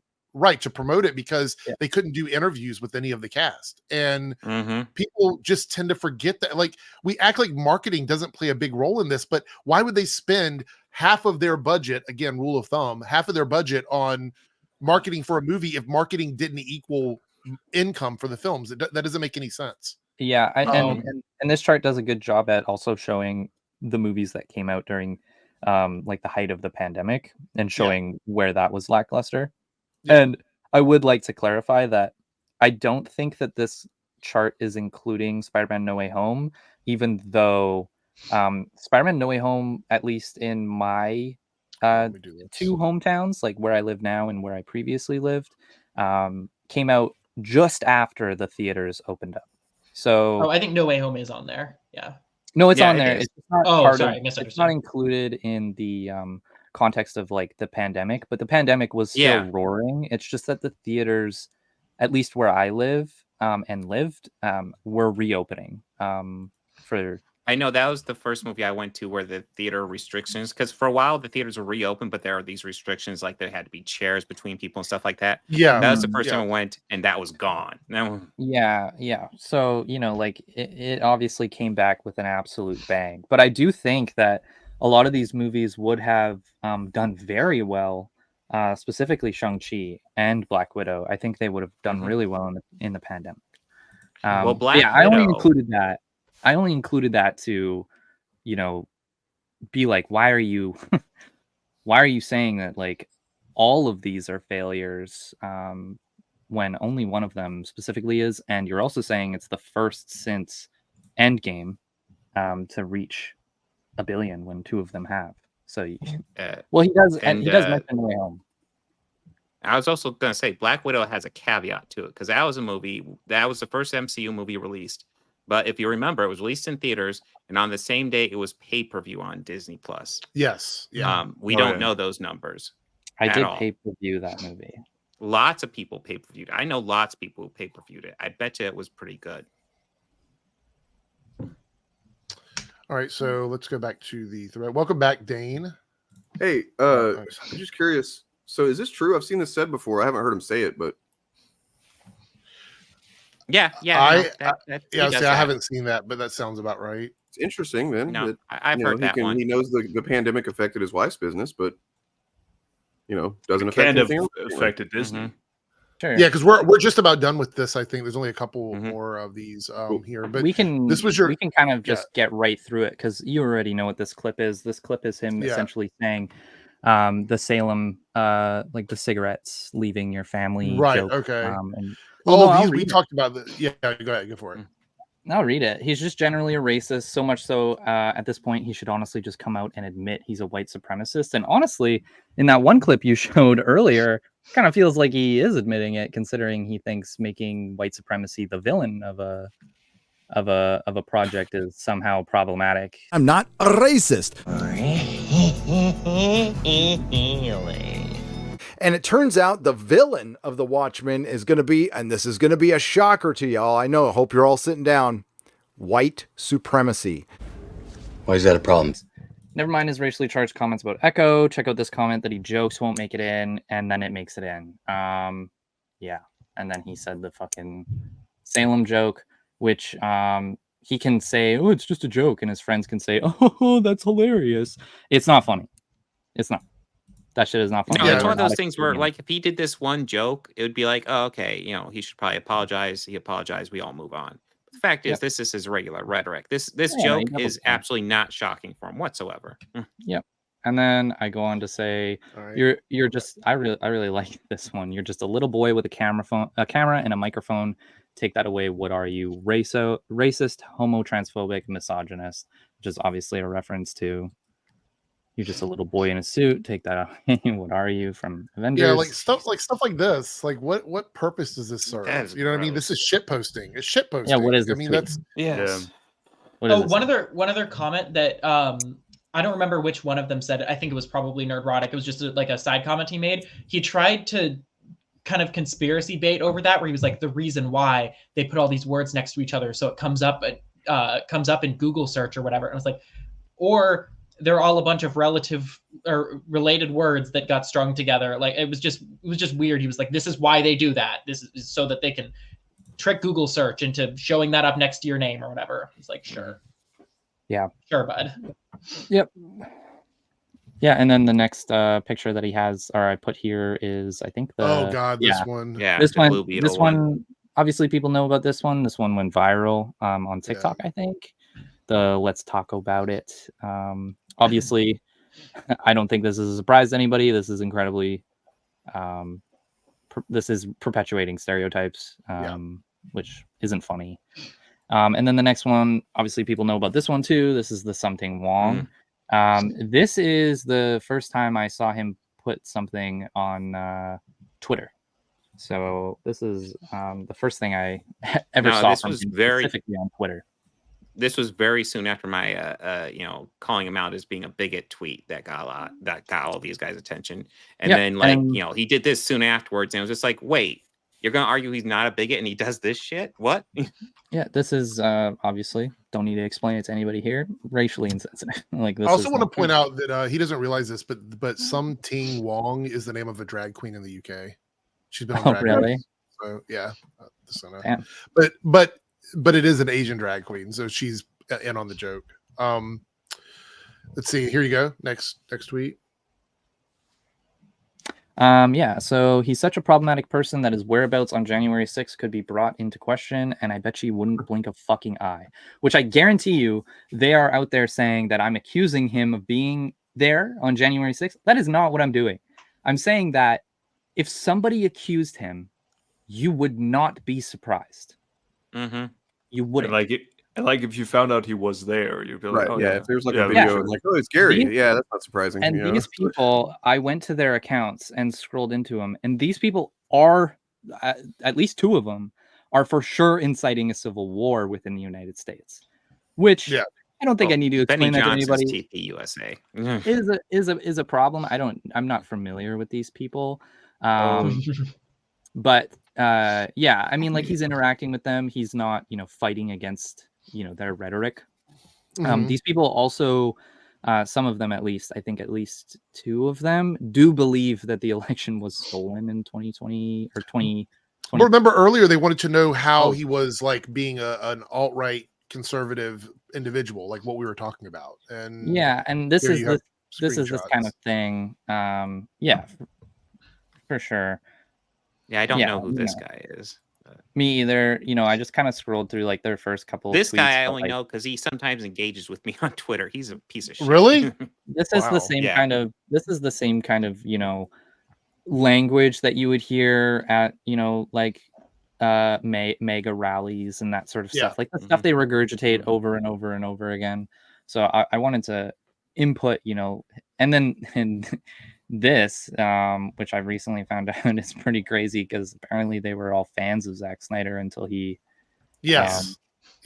until he kind of just like removed himself. He denounced him. Yeah, he went on the stream with this. I saw that. I wish I had the Dane clip was ready, showing.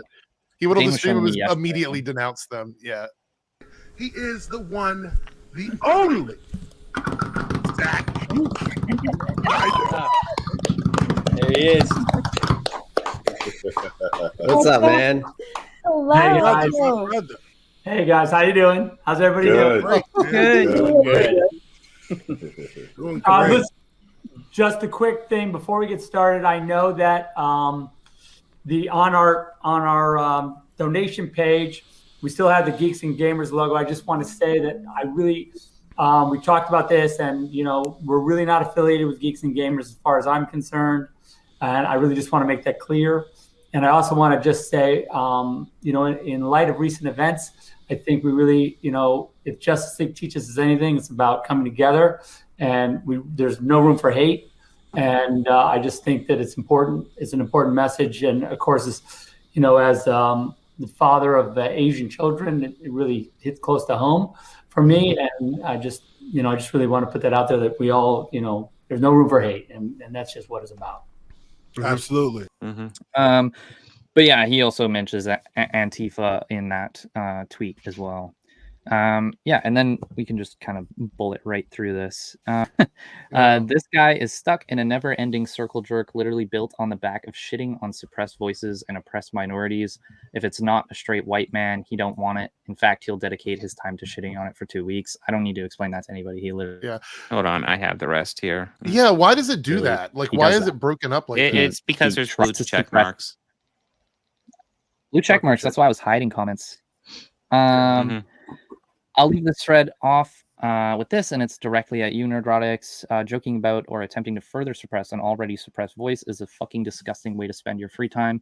You're a grifter. It's all you will ever be. Specifically when it comes to suppressing indigenous voices. Yeah, I'm pretty I'm pretty strongly against that shit. When they have dying languages, I'm very much against them not. I don't care how much it panders. Release that shit in their language. Work with the tribe. Do all that stuff. I do not care as long as it is permanent. That shit matters. You may have sobered up, and I've seen firsthand how difficult that is and must have been for you. but you have relapsed in addiction. You're addicted to hatred and negativity. You're addicted to the engagement it brings that furthers your hatred and negativity. So, I mean, and he's created a whole bunch of new fucking addicts too. They're all addicted to this. He's sensationalized it, and now it's in this like never-ending circle. The reason that you're getting the fucking hate that you're getting on this shit is because it's basically a bunch of people think that, you know, you're going to take away their fucking dealer. Absolutely. I mean, I'm not trying to cancel him. You know, well, it's not a real thing, so it doesn't matter. It's not a real thing. You know, I've seen a lot of people commenting, you know, on cancel culture. This is not an attempt to cancel him. I do think that if there's any voice that needs to be suppressed, it's people like this. Yeah.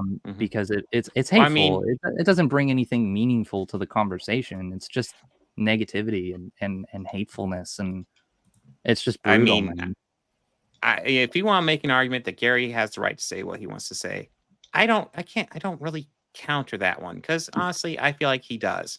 An argument can be made on whether or not it should be monetized. Absolutely. Like and also whether or not he should be included at, you know, events that have been very vocally against this type of behavior. If you want my take on why they're freaking out so much, like why the other YouTubers are and everything with this shit, is because if the Entertainment Weekly thing is related, which I kind of feel like it must be, I don't know, it just seems like they do realize there is a point, there is a threshold with which criticism, valid criticism, or just not even criticism, just showing what he says collected into a fucking thread or something, could reach certain people that could actually affect his ability to come off as, to some people in some ways, as legitimate or whatever, right? Yeah. And that's the thing that they have to have in order to keep going, is they need to be able to, you know, get their foot in the door with some air of legitimacy of being actual fucking fans or critics or whatever. That's the one thing that they will fight back against the most, or really pisses them off the most, is being suggested that they're not actually fans, that they're just political actors, because they are. Sure. Yeah, for sure. Yeah. And then this is one that I saw a clip of him specifically kind of harping on a bit. And what's worse, you know what you're doing, which means you know the harm it causes, not just on the people you're shitting on, but the fandom as a whole. We're the ones that have to deal with your dumbass fans fucking up our vibe. See, I saw them harping on that a bit, but the reality is that I used to go to a comic book shop to get my comics, you know, like every time I got paid, I would go and get some comics. I do not go there anymore because once I went up to the counter, and the person who sold me an issue had a very big problem with the fact that I was purchasing a comic that included Hulkling and Wiccan kissing. They were very upset about it. And, you know, like, I'm not saying that Nerdrotic caused that, but chances are this person heard and agreed with this rhetoric, and all of a sudden, you know, they're in my local comic book shop, literally fucking up my vibe. Like, I'm chilling, having a good day, go up, I'm about to get a comic book, always the most exciting part of that day that I go to the comic book store, and this person's like, oh, you're gonna buy that trash? You know, like, okay, well, you know what? I'm not coming here again. I'm not dealing with this. I go to a comic book shop. I have to drive like 25 minutes out of the way. It's not a huge drive, but it's a little trip. But the reason I do that is because the comic shop, it's like 5 minutes away, like around the corner. Last time I went there, they had this like loving display of Rippaverse stuff. I was like, I am out. I am. Yep. And then this is where I think they're saying I'm inciting violence. I say, you are filth. If I saw you in real life, I'd spit at your feet. I genuinely hope you educate yourself, because the way I see it, you currently aren't worth the cloud space they use to keep your videos up. This comment alone encapsulates how garbage you are. Fuck you. Yeah, and I mean, we talked about this. I have I hold very large issue with making jokes about Indigenous people in any capacity right now, because they need to be taken seriously, especially when, you know, it's not like this is happening in a different country. This is happening in both me and Nerdrotic's, Gary's country. This isn't, Indigenous people are a suppressed voice that aren't being taken seriously. Yes, very much. Who are starving and going without clean drinking water. This is happening here. First world countries, rich countries. Captures the United States too. Exactly. And that is why I firmly believe that in no capacity right now can indigenous people be the butt of a joke, a pun. I mean, they can be, because people are going to do what they're going to do whatsoever if right you, now. If you expect to do it maybe. and then be like referred to as a decent person, then no, you can fuck off. Like, you know, that's really the consequence of it, is you're going to be seen as a shitbag. Exactly. Well, yeah, you're allowed to say whatever you want. I can't keep you from saying whatever you want, but you're gonna have to face whatever consequences come, if any, of the things that you say. I think I wrote in my notes. Hold on one second. I had put in my notes something here.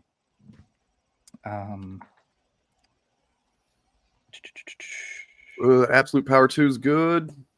Speech is free in the sense that you don't pay for it, but it's not free if you say something that can systematically affect people or halt the progress of their well-being and movement towards being accepted. Like if you make a little joke and then people go, oh, we can make jokes about indigenous people, like you are halting them being taken seriously in Congress, in legislation, in those sort of places where they absolutely need to be taken seriously. Yeah. I also just sorry, yeah.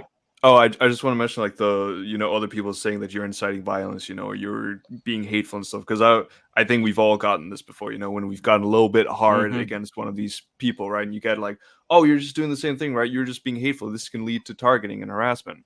Like, you're the person, like, you're going up against someone who is way bigger than you, right? Yeah. Like, if you were the size of Nerdrotic and he was the size of you on Twitter and YouTube and stuff, then I'd be like, okay, yeah, I wouldn't frame it like this, like, because then your audience could do all kinds of things, right? Like, it's completely different. They just like acting like the victim. That goes back to what I was saying earlier, that when I started the thread, I decided that I was going to use more aggressive language in it so that I could break through, because you're not breaking through when you're not using the type of language that they would use. Yeah.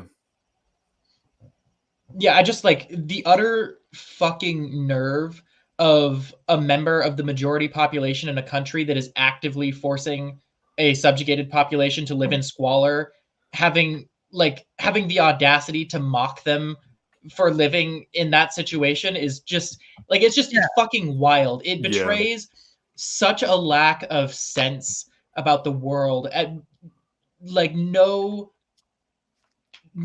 self-awareness whatsoever. It's one of those things where it was like, even if I didn't have like personal ethical issues or whatever, it's just like, read the fucking room, man. I think that's why I reached out to you, Malachi, specifically, because like you had said in one of your videos, I think, that you wouldn't have used this particular tweet.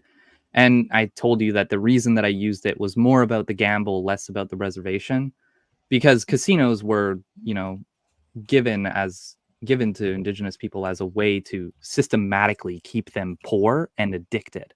Yeah, no, having said that, like, completely turned me around on it. I agree. I might have given like a piece of context for that one specifically, just because like I know, as someone who is pretty like at least above average up to date on stuff, it just like it was a kind of a dog whistle that like went over my head. Although watching the video, hearing him like accentuate it moving forward with their big gamble, like, then I got it. It's definitely a joke. It's definitely a pun that he's using about something that is a systematic issue. So yeah, that's the thread pretty much. Obviously I said, PS, this isn't the worst of it. I just shared what's actually fucking digestible. I felt like I saw a lot of things that, I have a clip that's really bad, but yeah, I mean, like, I felt like if I was, putting out shit that was like really bad, it would kind of become the topic rather than why this is problematic. Like this isn't like, I wanted to show the subtlety, quote unquote, rather than like the absolute extreme stuff that they're saying, because the extreme stuff is bad enough. It speaks for itself. But this type of stuff, like, people just let it go right over their head, and they don't pay any mind to it. But it is a problem. I would just urge people to be cautious about like going against, talking about these people on Twitter, like by retweeting them and shit like that. That can be a problem in its own right, especially now with Musk. because I don't know if you guys probably didn't watch this beforehand, but like, yeah, here's this. I've made $1,000 on Twitter. $1,000. And I know there's people out there stealing content like Ian Miles Chong making a lot more, but I'm making $1,000 off of Miles Morales tweets. Shit I would do for free. That, for one, is America. That is capitalism. And it's fucking hilarious. And you can do it too. You can do it too. You can do Miles Morales tweets because they're like engagement gold. They're engagement crack. Do you think maybe they're crack because it's because of the racist fucking connotation behind it? I mean, whatever Because the reason for him saying that, yeah. I just find it interesting that he literally used to be a narcotics dealer and like he's now just like proudly like I'm fucking slinging crack. Yeah. You know? Like, Also, I would like to say that a lot of people were asking me why I didn't mention that, and I did say in the comments that the reason I didn't mention that, like, I've known people to be addicted to narcotics. I've known people that overdosed and died. So like. No, look, we don't go after his addiction. You go after the fact that he used to fucking sell it. That's what it is. Yeah, you know? no, and I mean that's fine. Like, but for me, that is something that, you know, somebody who is like actually like being addicted to that narcotic and being addicted to anything is obviously a mental illness, and I didn't want to completely kibosh the system. And they would have definitely seized on it. No matter how you said it, they would have accused you of like addiction shaming. Now that I think about it, 'cause they didn't see before, so. And the reality of it is like he did his time apparently for that. You know, like he was punished for that. So like me personally, like I don't hold him doing that. I don't like punishment. I like rehabilitation. It's clear Gary hasn't been rehabilitated as far as that's like why I said someone he relapsed. contributing positively to society, right? He did relapse for sure. I mean, that clip is literally just him coming out and saying, "Hey, I'm a snake oil salesman, and I'm proud of it." Like, there's, no. Well, I mean, there is self-awareness, but it's like you're watching that, and this is literally like this is the kind of job that in 1855 would have gotten you run out of town. You know? Yeah. Like, yeah, absolutely, for sure. Yeah. Yep. But yeah, that's the thread. I have not seen the reaction to the thread. Well, if you've been following the channel, you probably already know about this, but Grayson did this tweet thread on Nerdrotic. Nerdrotic is a piece of shit we've allowed to operate among us for far too long. A thread, and then the thread pops up over here because Elon Musk's Twitter is garbage. But yeah, we go over all this on the initiative stream. I'm not going to go over it again. But keep in mind, all this is pretty just fact-based. And he doesn't even share the worst stuff Nerdrotic does. There's some real bangers that Nerdrotic has done. It's awful. But honestly, this is all kind of just fact-based stuff. Now, there's been a reaction, and we're going to look at some of those reaction videos. So,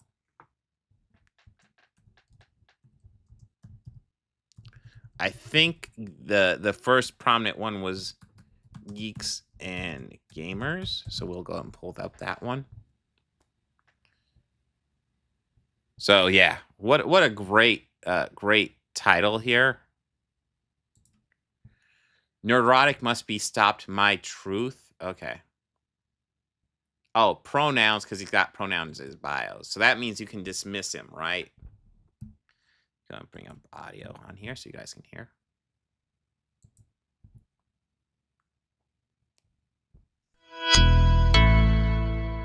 Another day, another person that hates Gary. Why do they hate Gary? I don't know. They didn't hate Gary when he had 50,000 subscribers. They didn't hate Gary when he had 75,000. They didn't hate him when he had 100,000. But oh, now that Gary... No, Gary's faced criticism for a while. He didn't have 1 million when I started criticizing him. I think he was... I want to say he was around 500,000 when I started criticizing him. Hate that he's blown up so big. He's awful. But yeah, no, he's been criticized for a while. And yeah, because he's gotten bigger, more people are seeing him and more people are saying that he is bad for the nerd community, which he very much is. Gary has 1 million subscribers. Suddenly, Gary has to be hated because it's not about his opinions. That's not the problem. It's about the fact that too many people agree with his opinions. So no, it's 100% about his opinions. 100%. And I also think it's interesting. One of the things that Gary does is that, like, he rarely says, like, he will say definitive stuff, but not that often. He usually just hides it behind a joke or something and kind of lets the audience draw whatever bigoted opinion they want. But I mean, his implication is always extremely fucking clear. Extremely fucking clear. And yeah, Jeremy, it's about his opinions. It's about your opinions too, because it's all fucking cringe. And it's not even necessarily about your personal opinions. It's about the opinions you put out into the world, the opinions you put on your YouTube channel. That's what I criticize you guys for. Pretty explicitly, if you watch any of my content, you know that. And I have fair reason to suspect you guys have seen at least 1 or 2 videos. Hell, Gary's admitted he's seen a couple of my videos. I'm pretty sure he admitted that at one point a while ago. So he knows what I say about him. Therefore, he's a problem. 90% of hate that goes on social media and YouTube is all due to jealousy. It's all because people are jealous. Oh, I love that argument. It's all due to jealousy. So you guys must be really jealous of Brie Larson then. Is that it? You loved Brie Larson? You're jealous? Like, what argument is that? What? That's ultimately all it comes down to. And usually it's either people that have a massive ego or people that are mentally ill. Really, that's what it comes down to. Now, there are people that have massive egos that are very jealous of Gary because he gets way more attention than they do. And then you have people with mental illness that are very upset with Gary because that's what they've been programmed to do. This is a case of... Well, this is a case... Let's see if he actually breaks down arguments at all in this. But, like, he is front-loading this, and we all front-load our videos with our opinions. But, like, he is front-loading this with kind of just bullshit. Like, he's not even saying anything based in reality or anything like that. He just is like, whoever criticized Gary has mental illness. Well, that's a great way to discredit anybody who has any possible valid arguments against Gary. Oh, well, they just have mental illness. Pretty classy. And I'm sure the fans of these guys will treat that reasonably and thoughtfully and be like, oh, these people have mental illness. We should be careful. They won't just bandwagon and bully people. That's not what they do. Oh, wait, except that's exactly what they fucking do. God damn it. I can't keep this straight. Mental illness, because the person that is talking about Gary has pronouns in bio. And as I love that one. Whenever you say something, if people are offended by it, they just go, oh, pronouns in bio. Yeah, when you get his Ukraine flag. Yeah, I support Ukraine. Ukraine was attacked by Russia. I support Ukraine's right to sovereignty and defending themselves. I know, fucking radical take. Opinion discarded. I know. And it's all because, like, and when people say stuff like that, it's worth noting, whenever it means they don't have a counter argument. They can't argue your actual points. They're just fucking, goalpost shifting to something completely fucking irrelevant. As we all know, red flag there. Pronouns in bio. Check. Hiding comments. Check. Hates Gary. Check. And Grayson, when he was on our show, explained exactly why he was hiding comments. Because, yeah, he said he was hiding comments because what's going on. And we even got it a little bit with DJ when DJ was sharing the thread. Blue checks are capable of cutting in. So if you bring up the thread will get interrupted by blue checks. And you won't be able to follow the thread past a blue check. So he has to hide blue check comments to keep the thread intact. Check. 100% makes sense. And that's how it goes every single time with this. So this thread right now has 4 million views, right at 4 million views. Nerdrotic is a piece of shit that we've allowed to operate amongst us for far too long. What does that mean? Is that a threat? It means he's a piece of shit that we've allowed to operate amongst us for far too long. I mean,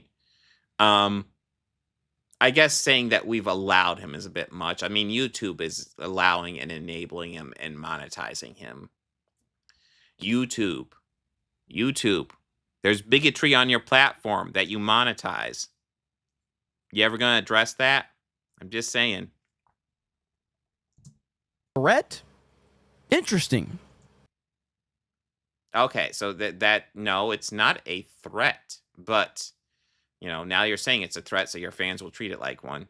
I'm just asking questions. I'm not making any accusations. I'm just. Oh, you know what you're doing, Jeremy. That is bullshit. You know your fans are weaponized and will just go after people for stuff like this whenever you send them. You know that, bro. You are not new at this. Asking. When you say he's been allowed to operate among us for too long, what does that mean? What is your solution to that problem? Please, I would love some specifics to understand exactly what your solution is, because clearly. What the optimal solution would be to make Gary realize he's being a piece of shit and to have him change his rhetoric. I know that's not going to happen because he's all right. He knows the criticisms. He's ignoring them because of money. So I guess my second solution would be demonetization. I don't know exactly how to get through that, but I do think a strong argument can be made that bigotry and misinformation shouldn't be monetized on social media. I don't think that's a huge ask. For me, the big thing you always have to ask yourself is, how do you judge misinformation? Then it gets trickier. But I mean, I think there are some extreme examples that, I think everybody could agree. I think Gary being a bigot is something that most people would agree if they watch his content. Yes, he has a big fan base. He does. Because the internet allows, frankly, bigots to come together and talk about how they're not bigots as they talk like bigots. I mean, you see them in my comments all the time. You do. By the way, when it gets cut into a video later, hey, commenters, you're bigots. Do better. And that's the thing. I want these people to do better, but they're bigots. Gary's a bigot. And I'll make this clear because I know lots of people be like, you don't know what's in his heart. You don't know if he's a bigot. I want to make it absolutely clear. I'm calling Gary a bigot because his rhetoric is bigoted. His content is bigoted. I don't give a fuck what's in his heart. I don't care if he's the nicest guy in the world at home. I do not give a shit. But he puts bigotry out into the world. He pushes bigotry. He is essentially he used to sell drugs to kids. Now he sells bigotry to kids. I don't care if he's the nicest guy in private. I don't care if he's, giving money. I don't even care if he's really giving money to Black Lives Matter or shit like that. I don't care. What I care about is what he puts out into the world. Now, if he talked about doing stuff like that, then okay, that helps. But he doesn't. He doesn't because his fan base would hate that. What I care about is what he puts in the world. And what he puts in the world is fucking bigotry. It is simple. Clearly, you're upset because too many people disagree with you because you're hiding comments because you're a weak, pathetic beta male. Now, right here, he posts this picture, this video. Before I focus on my attention solely on this garbage, let us first focus our attention on the explanation of what he is and his little grifter friends do. Grayson explained he was using hyperbolic language to cut through because these guys use hyperbolic language. They do. The difference between Grayson and these guys is that Grayson is just saying facts. Yeah, and this clip is fantastic. Explained by one of them. So this is an argument that we had on Friday Night Tights. I don't even remember the specifics about what the argument was. But every time I say the same thing that I say in this video, these crazy fucks that have pronouns in their bio and they're mentally ill, or just people that are just jealous in general, they go, he finally admitted it, ladies and gentlemen. I've literally admitted it 1,000 times. Whatever. Oh, Jeremy, yes, you fucking have. I know you have. This is probably one of the most public admissions, but yes, Jeremy, we have plenty of dirt on you. Let me get the classic. Let me see if I can dig out the classic on Jeremy. Hold on. I think it's still important to try to... So this is interesting. So this is a debate between Jeremy Griggs and EFAP. primarily Southpaw. The other EFAP guys are just kind of there.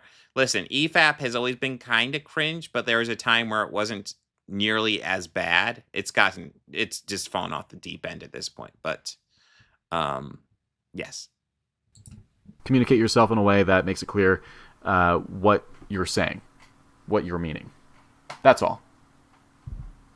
I appreciate that. I mean, not to sound like a dick, but I just don't care. I mean, there's 400 people watching this stream. If one of them knows my name now that didn't know it before, it's a success for me.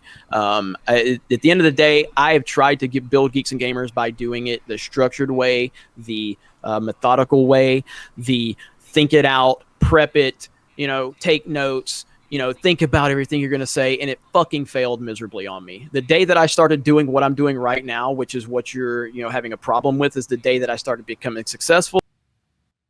So yes, he became successful when he stopped actually putting work into it, when he stopped caring about it. Interesting tell. And again, you can tell from everything he says there, he's concerned about the clicks. He's concerned about the money. That's it. He doesn't care about whether or not he's right or not. Just give me clicks. I'm good. Whatever it is you think I'm admitting, I've said this 1,000 times. YouTubers do things for views. I know it's... Okay. Jeremy, I want you to appreciate there's a difference between trying to... Well, what I try to do is I try to give my honest opinions as much as possible and frame that in a way that will get views. What you have admitted to doing many times is essentially say something just to get views. That's it. You see, one is just somebody trying to make it through the YouTube algorithm by being honest, and one is just a person being a lying, grifting piece of shit. Guess which one you are, Jeremy? It's a crazy, crazy idea. I've got another big breaking news mindset for you. Businesses actually try to make money. So I worked in retail for a long time. And this is something else these guys do. Nerdrotic does the same thing. Hey, if it makes money, it's justified. And that's their sole reason. That's it. They don't care about anything else other than making money. That's all. Just making money. End of the day. If I made money, it's justified. God damn. I mean, that is kind of what our capitalist system teaches people to do, but it's fucked up. Like, just making money, essentially, it does train us to be like, it's essentially moral if you make money. And it's like, it's so gross. It's so gross. I was in management. Guess what we did when something sold? We ordered more of it. I know it's a crazy idea of actually. Okay, so there's a difference between selling an iPod and making more of them. God, iPod's kind of a dated reference now. I think they are now a lot. But yeah, you sell iPods, so you make more iPods and you sell more iPods. There's a difference between that and selling fucking bigotry. You do appreciate the difference there, right, Jeremy? There's a fucking difference. You're treating them like it's interchangeable, and it's not. Giving people what they want. It's this weird mindset that Hollywood. So he's just admitting it again. Like he just can't help himself but admit the fucking grift. It's kind of funny. Yeah, Zune, much more dated reference. Thank you, Archmage Rye. Who wants a new Zune? Yes. So he's just admitting it again. Hey guys, I just do stuff for clicks. I don't have any real opinions. I just say what will get clicks. Thank you, Jeremy, for stating it once again. Well, I mean, we've gone over it before. Jeremy is clearly the one who is, I feel, the most burnt out on this. Yeah. Hollywood doesn't understand. Give people what they want. It's wild. Oh, you're selling Kraft macaroni and cheese? Well, you better not order any more Kraft macaroni and cheese, because why would you give the paying customer or the person that is interested more of what they're asking for? Why would you do that? I know it's a crazy, crazy mindset. It really is. But we're not talking. You don't, Jeremy. I would love it if you explained to me what you sold. Because you're not selling Kraft macaroni and cheese now, are you? You're selling bigotry and misinformation. That's your gift. You're selling outrage. Let's be direct. You're selling outrage, and it usually just comes in the form of bigotry and misinformation. You're selling outrage. It doesn't matter if the outrage is intended or not, because, yeah, there are certain instances where an outrage video might be called for, where something extreme happens, and it's like, fuck, this is outrageous. That's not what you do, though. You just grab just irrelevant nonsense stuff and get outraged over it. You get outraged by diversity. Fucking diversity in a Fallout trailer. Come on, man. There's a fucking difference. But clearly this person doesn't have any real friends. Real friends argue all the time. That's right, folks. They sell you outrage and anger. This is what they do. They make mountains out of molehills to capitalize off the insignificant frustration their target demographic. Well, I love how Jeremy's just reading through what Grayson just perfectly describing what he does. Yeah, Jeremy, he's just describing it. Graphic might be feeling and heighten the issue rather than tame it. I've talked about this many times as well. If you go back to The Force Awakens, the lead into The Force Awakens, nothing but positivity surrounding Disney Star Wars. For fuck's sake, Jeremy, you have to go back to Force Awakens? That's almost 10 fucking years old at this point. To bring up the point where you're not selling outrage, you have to go back 10 fucking years, Jeremy. Get out of here, man. Get real. Fuck. Nothing. Even after The Force Awakens. Nothing but positivity after The Force Awakens. Yeah, we know. You love The Last Jedi. We know this, Jeremy. We've seen the clip. I love The Last Jedi, and I think it did a damn good job for being what it needed to be for Star Wars. Nothing but positivity leading into The Last Jedi. And then The Last Jedi happened.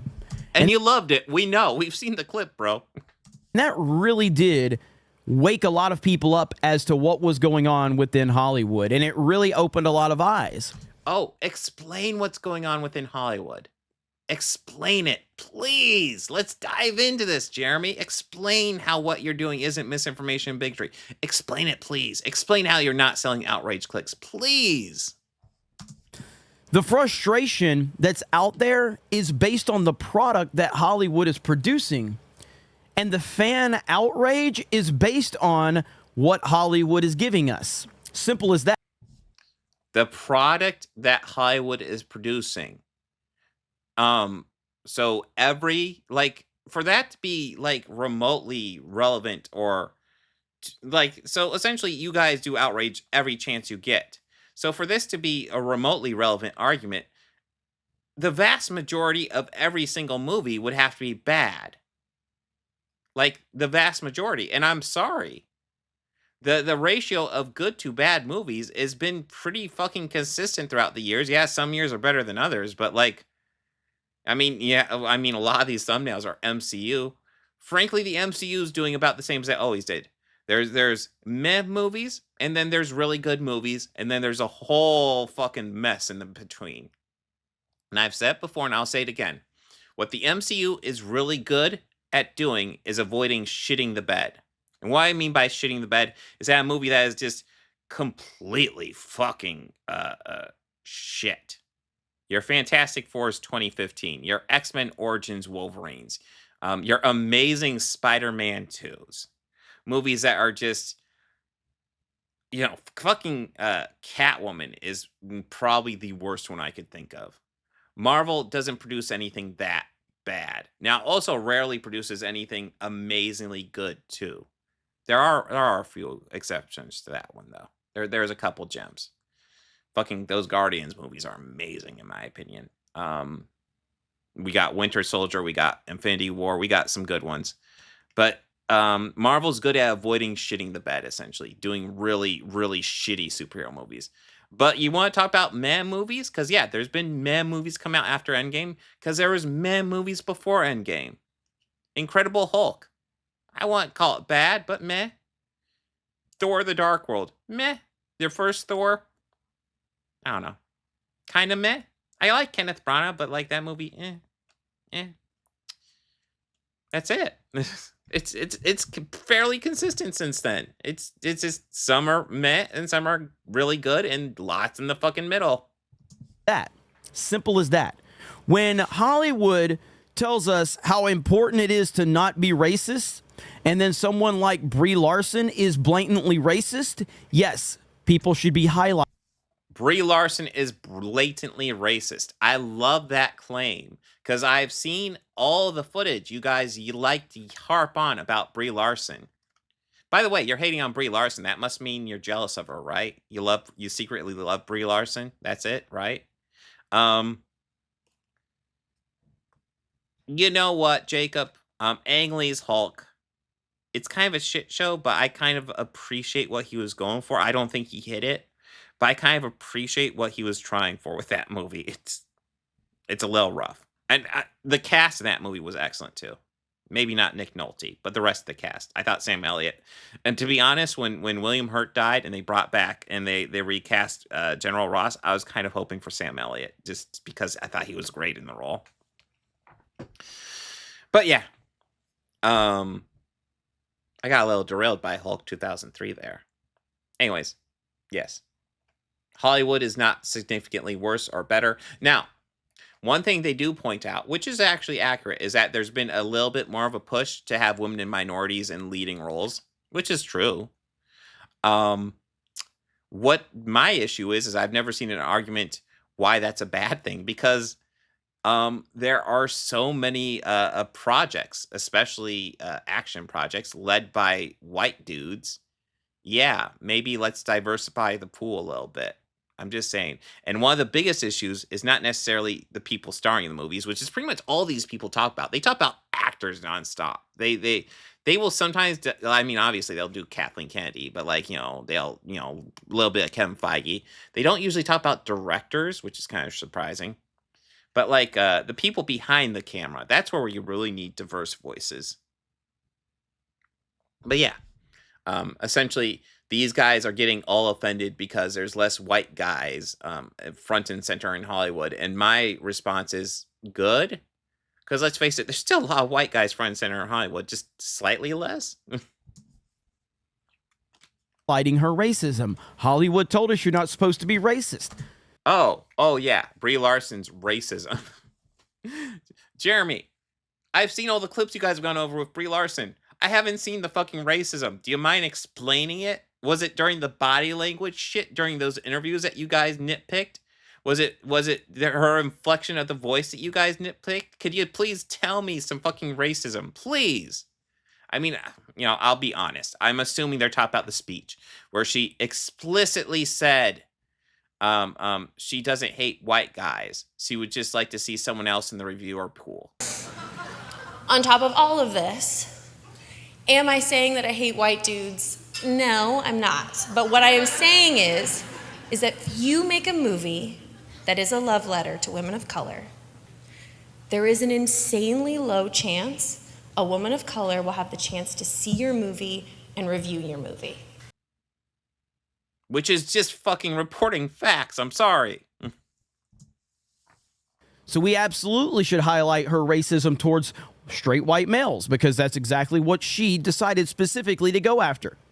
Or I guess it's just specifically white dudes. I guess she doesn't discriminate on their sexuality. She just hates white dudes in general. So that was... So, yeah, cool. Just throwing that out there. Cool. I love, he's lying. He's just lying right now. I don't know what else to say. Highlighted, because it should be highlighted. Hollywood projected and said, oh, racism bad. Okay, well, here's one of your top stars being absolutely racist towards white people, yet no one in the mainstream media is talking about it. So here comes YouTubers to cover. Because she wasn't being racist. You guys are selling outrage, though. You guys are outrage merchants, so you're going to get offended when she just reports fucking facts. You get triggered by the facts because you guys are kind of the biggest fucking snowflakes in the world. And let's just face it, these guys are fucking weird. Cover the very racism that we're supposed to be outraged about. If you have a problem with the fandom, then you need to look back to the people that are creating the movies and that are in control of the IP. Cobra Kai is a classic example. Everybody loves Cobra Kai. Why? Cobra Kai has been getting worse and worse every season. I love season 1, but I don't know. And I also don't know if it's a classic example. There's plenty of diversity in in Cobra Kai. Plenty of it. So what are you talking about, bro? Well, because Cobra Kai's good. So there's not any outrage surrounding Cobra Kai. One Piece, another classic example. People loved One Piece. I'm gonna have to watch One Piece for the podcast when season 2 comes out, because that was a fairly big one that I completely missed the boat on. I have not seen it. Is there any outrage and negativity surrounding One Piece? No. Is there any outrage and negativity surrounding House of the Dragon? That's the thing. So Byron's bringing up YouTubers are not professional critics. There are some, but yeah, for the most part, no. For the most part, these guys don't know shit about making movies. And that does get frustrating. They have no fucking idea about how much work and effort goes into making this stuff. And that gets really frustrating. I guess I'll go ahead and I don't know if it's quite bragging, but I did write a movie review column for a newspaper for 2 years, and I also have a year of film skill under my belt. It's not a huge repertoire of film education I have, but it's way better than most of these guys. No. Why are these things not surrounded by negativity? Because they are making the audience happy. Why is Deadpool and Wolverine getting rave reviews and making hundreds of millions and will hit over $1 billion at the box office? Where's the negativity surrounding? Well, you guys decide not to be negative about that because it wasn't monetizable. Now, EFAP decided to go all out against it, so I mean that's something. Yeah. So you guys have to when you guys, especially you grifters. So here's the thing about EFAP, Mahler, those guys. I actually don't know if they're pure grifters. I suspect they're just kind of up their own asses because they have a terrible way of reviewing stuff, and I think to a degree, they're just up their own asses to a degree, and it's tough to judge them. You guys are absolutely grifters, though, because you guys don't judge stuff fairly. You kind of judge ahead of time what's going to be acceptable and what's not. Sometimes you miss that, and sometimes you nail it. Deadpool and Wolverine was pretty obviously going to be a hit, and you knew if you went hard against it, your fan base might turn against you, so you're going to like it. Pretty easy. That there is none because there's nothing negative to be talked about. It's a good movie, and it's Really? I mean, there's plenty of things you get upset about it being woke. I mean, how many sexual innuendos between Wolverine and Deadpool do you need just in the advertising for that movie? For fuck's sake. Fucking Heels versus Babyface went on nonstop rants talking about how Ant-Man 3 was a communist propaganda because of a one-line joke by Hank Pym. That's all it took, and he turned it into this huge fucking narrative that's somehow communist propaganda. You guys are fucking ridiculous. Yes, if Deadpool and Wolverine was a bomb, you guys have gone hard against it. Quality be damned. It's made fans happy, and it's enjoyable. So if you have a problem with all of this stuff right here, maybe you need to look to the source of it. And the source was Brie Larson's racism and sexism. You say you just gotta keep on saying this. It's a little annoying, Jeremy. Maybe, I don't know, come up with something new. You're against these things. Are you really?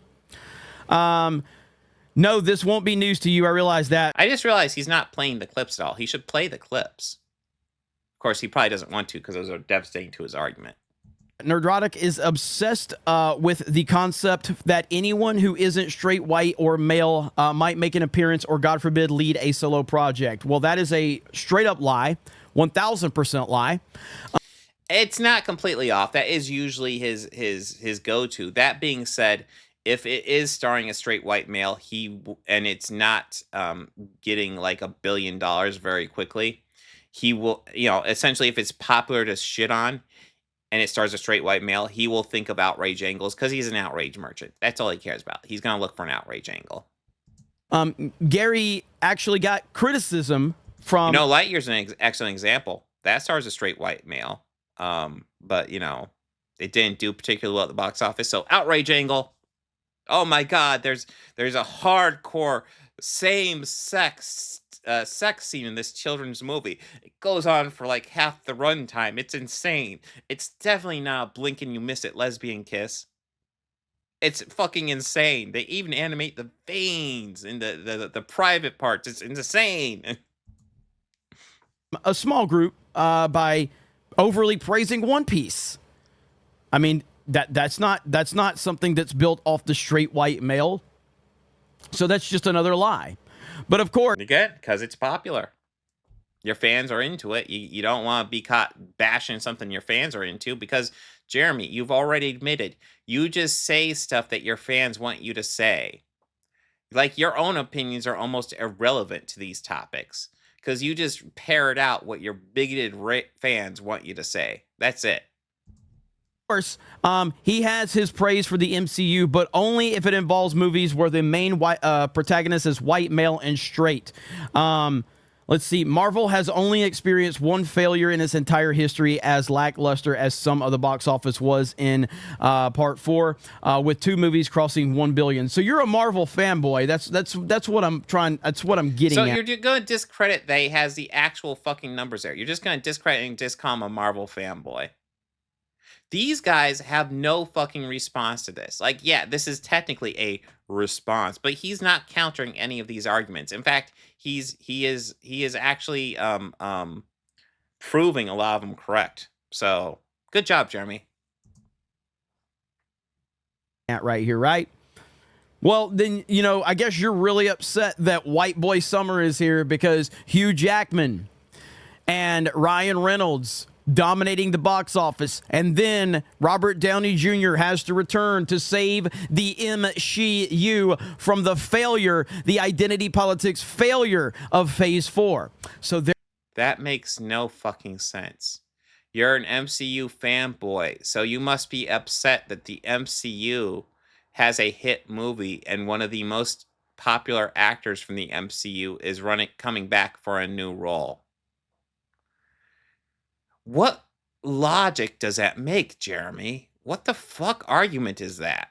This is weird. There you go. Good job on that one. He's just generally racist. So much so that at this point, he should honestly just come out and admit that he's a white supremacist. Never. True. Absolutely true. Mind he's racially charged comments about Echo.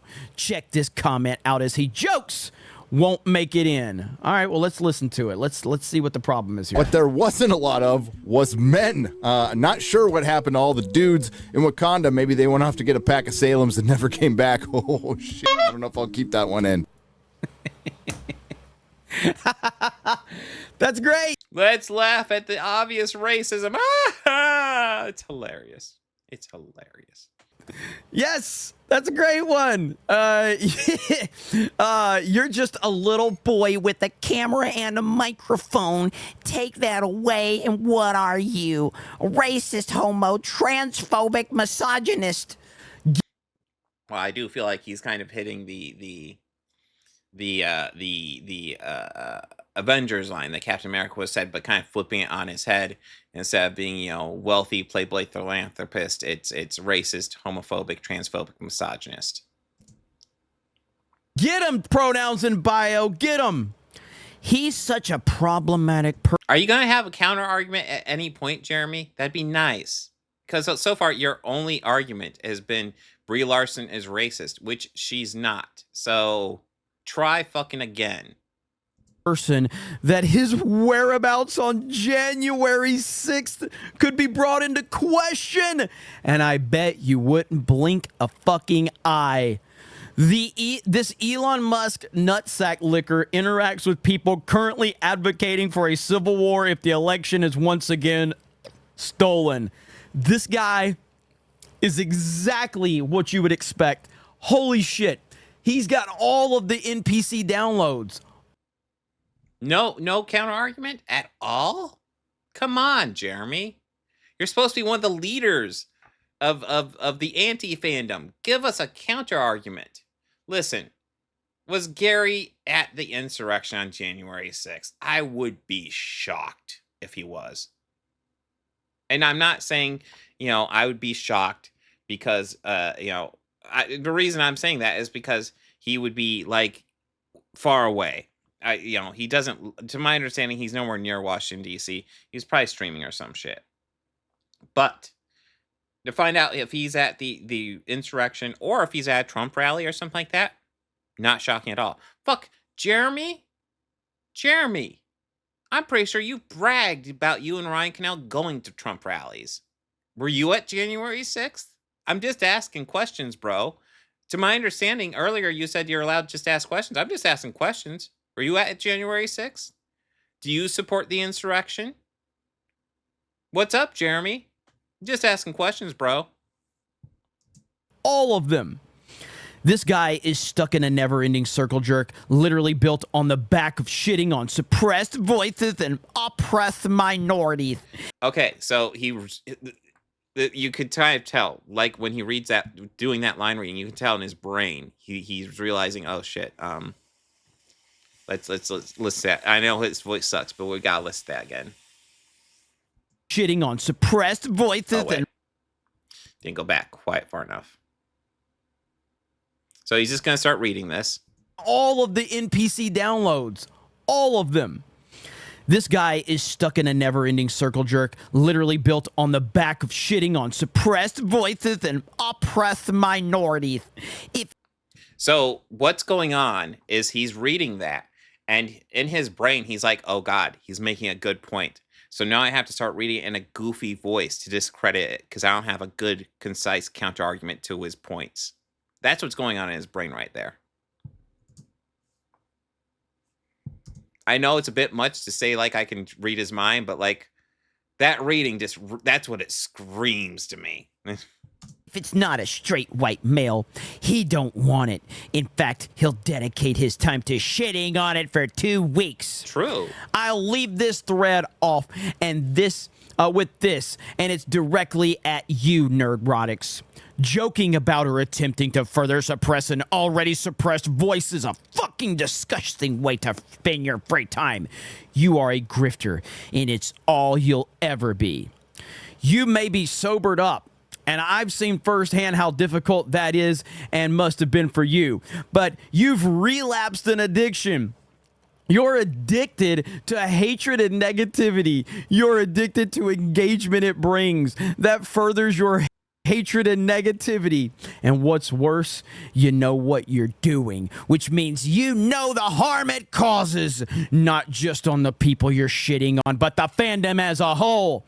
We're the ones that have to deal with your dumbass fans fucking up our vibe. I mean, he's doing the goofy voice thing, but like this is accurate.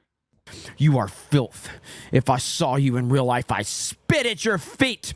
I genuinely hope you educate yourself because the way I see it currently, you aren't worth the cloud space they use to keep your videos up. This comment alone encapsulates how garbage you are. Fuck you.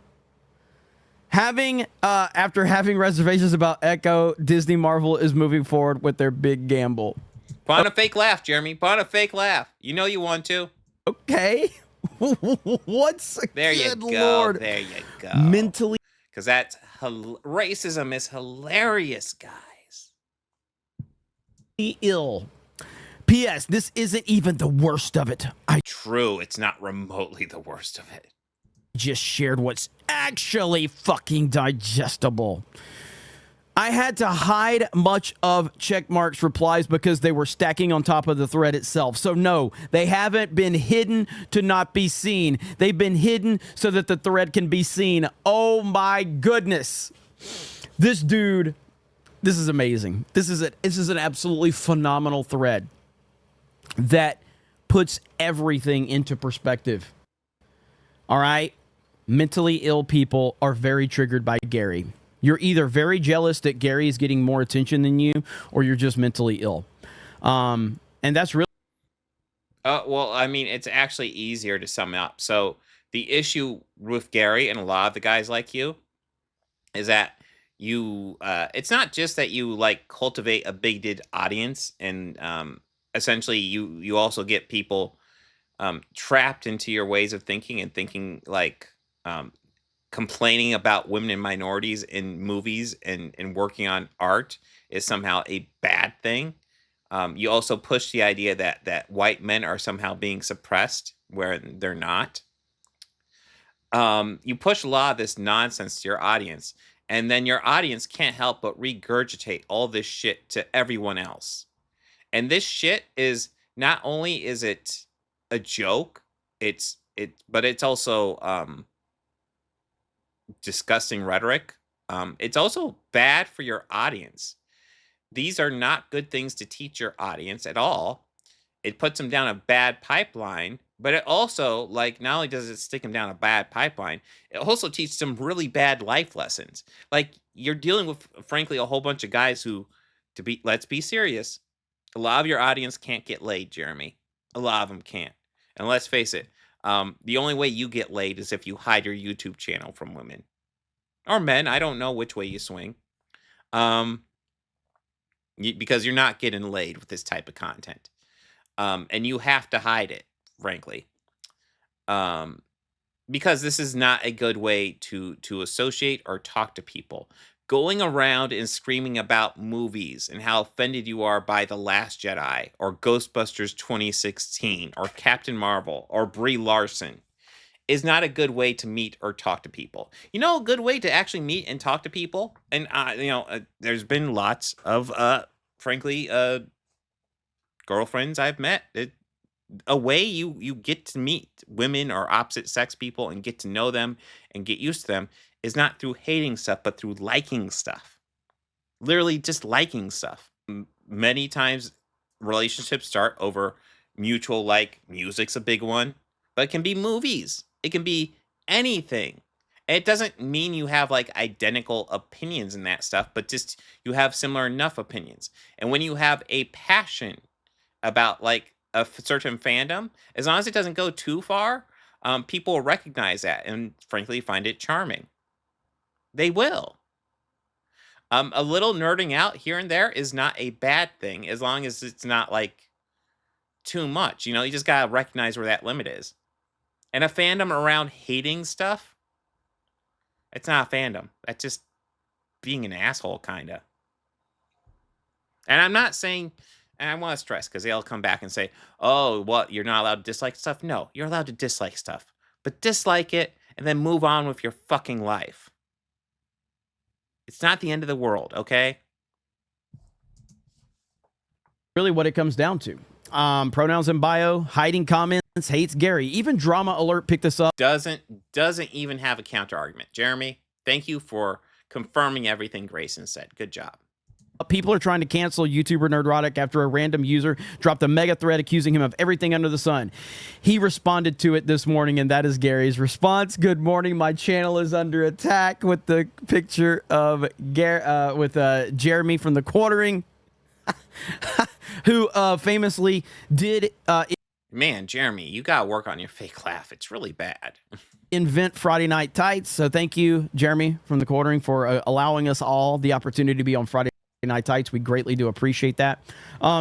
Ultimately, look, I would never encourage anyone to actually go after this weirdo. Oh, so you were just there talking about how awesome it was that people are making fun of him. You were actually making fun of this weirdo, but now at the end you're kind of being like, oh, but don't do that. You guys do that shit all the time. You do it all the time. It's pretty disgusting. I would simply just say respond with facts about Gary. There's no need to go and, directly. Oh, respond with facts about Gary. Is that what you've been doing, Jeremy? Because I missed it. I missed really any counter argument that wasn't easily debunkable. So I don't know, Jeremy. Maybe your audience is going to be a piece of shit and just make fun of them because that's all you fucking teach them, because you're a piece of shit. You are. Just like Gary.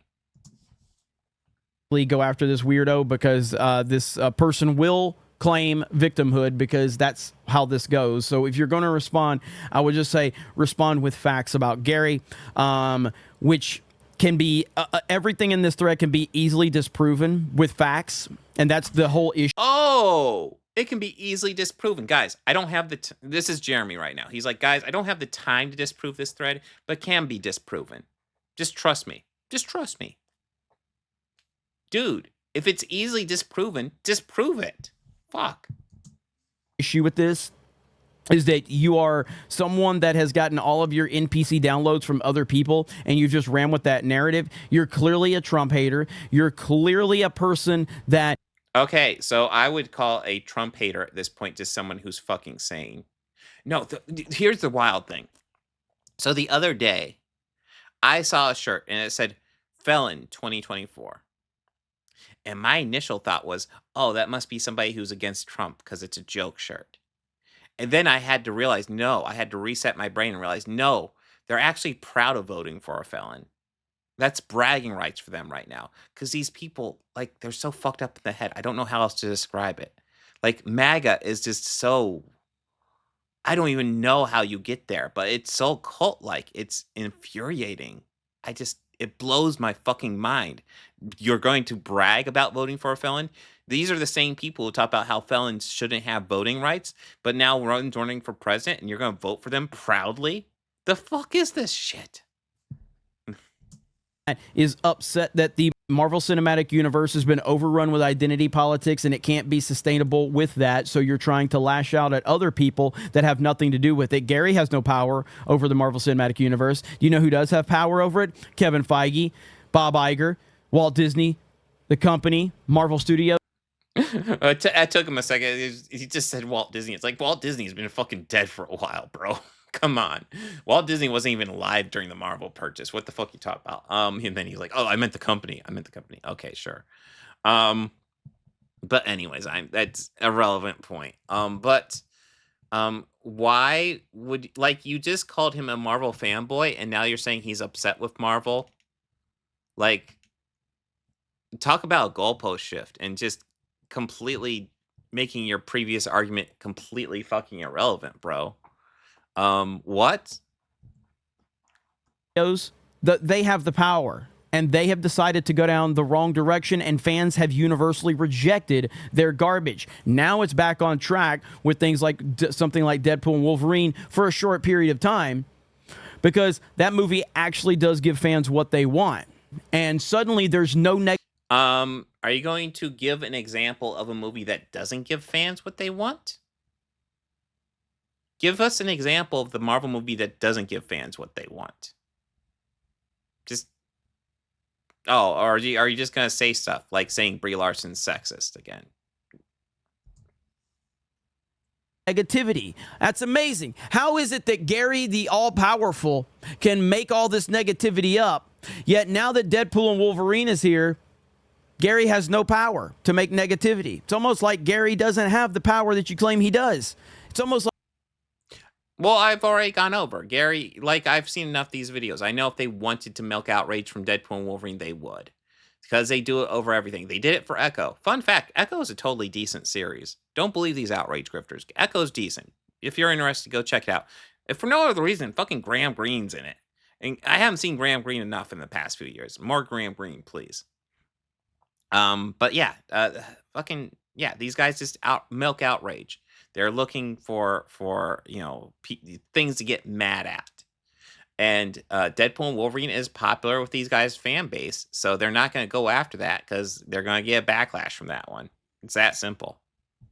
It's like people just appreciate Gary's honesty and his takes on things, and generally speaking, people do Gary's honesty. Sure, he's so honest. That's how come he's willing to sit down and have a conversation with me. Oh, fuck, that's right. He hasn't had a conversation with me because he said he would. He said he's willing, and then he won't fucking contact me. He won't do anything to instigate it. But, oh, yeah, he's willing to sit down and talk to me. Get fucked with this shit. You guys are not honest, and you fucking know it. You know what, Jeremy? You can prove you're honest by sitting down and have a conversation with me. Explain exactly your passion. Explain why you're so upset the Marvels or Marvel. Explain why you're so upset at Star Wars. Explain exactly how you're not a grifter. Please, please, I would love that conversation. Debunk me to my face, my man. You can do this. You agree with Gary when he has takes on pop culture. I know it's a wild world. You guys let me know your thoughts in the comments below. Thank you very much. All right, so that's Jeremy's take, and I'm not going to go over any more takes, but we're going to go over Ademion's got a longer one. We covered Nerdrotic's take on initiative, but like, yeah, so Ademion's done a response to that. That's already got almost 180. It's almost got as much as this one. I'm sure we can get RK Outpost. He does like 1 billion videos a day. But yeah, he has a video that's almost going to be almost identical to Jeremy, so we don't even have to watch it. Here we go. They want him gone. There's the Grayson tweet. Nerdrotic attacked by woke freaks. It's going to be the exact same as this. Let's see. Drunk 3PO. I bet you we could find one from there. I've actually never actually looked at Drunk 3PO. Wow, he hasn't covered it. Okay. Unexpected. Okay. So Drunk 3PO breaking the mold. Very shocking. Let's see. Who else we got? Yellow Fash. Oh, I still came up with Yellow Fash, even though I missed even though I accidentally added an extra L. That's unusual. They won't like this. They, them, desperate to ban Nerdrotic. Investigator uncovers woke bot network. Oh, yeah. So wait, did E2 too? Because okay, here's the original. Him attacks Nerdrotic and it backfires. So full of crap, these guys. And it's all gonna be essentially the same video. Let's pull up this guy. I want to say it's something like this. This guy's just a maniac on Twitter. He's got, I think his Twitter gets more attention than his actual YouTube channel. But, what was it he did? Oh, yeah, here we go. Hater caught red-handed. Busted. Nerdrotic hater exposed using bots. You know, we'll go over this. This is a short one. I don't usually like to call out channels smaller than mine, but like this guy does get a lot of attention. Come with me if you want to live. Just when I think I'm out, they pull me back in.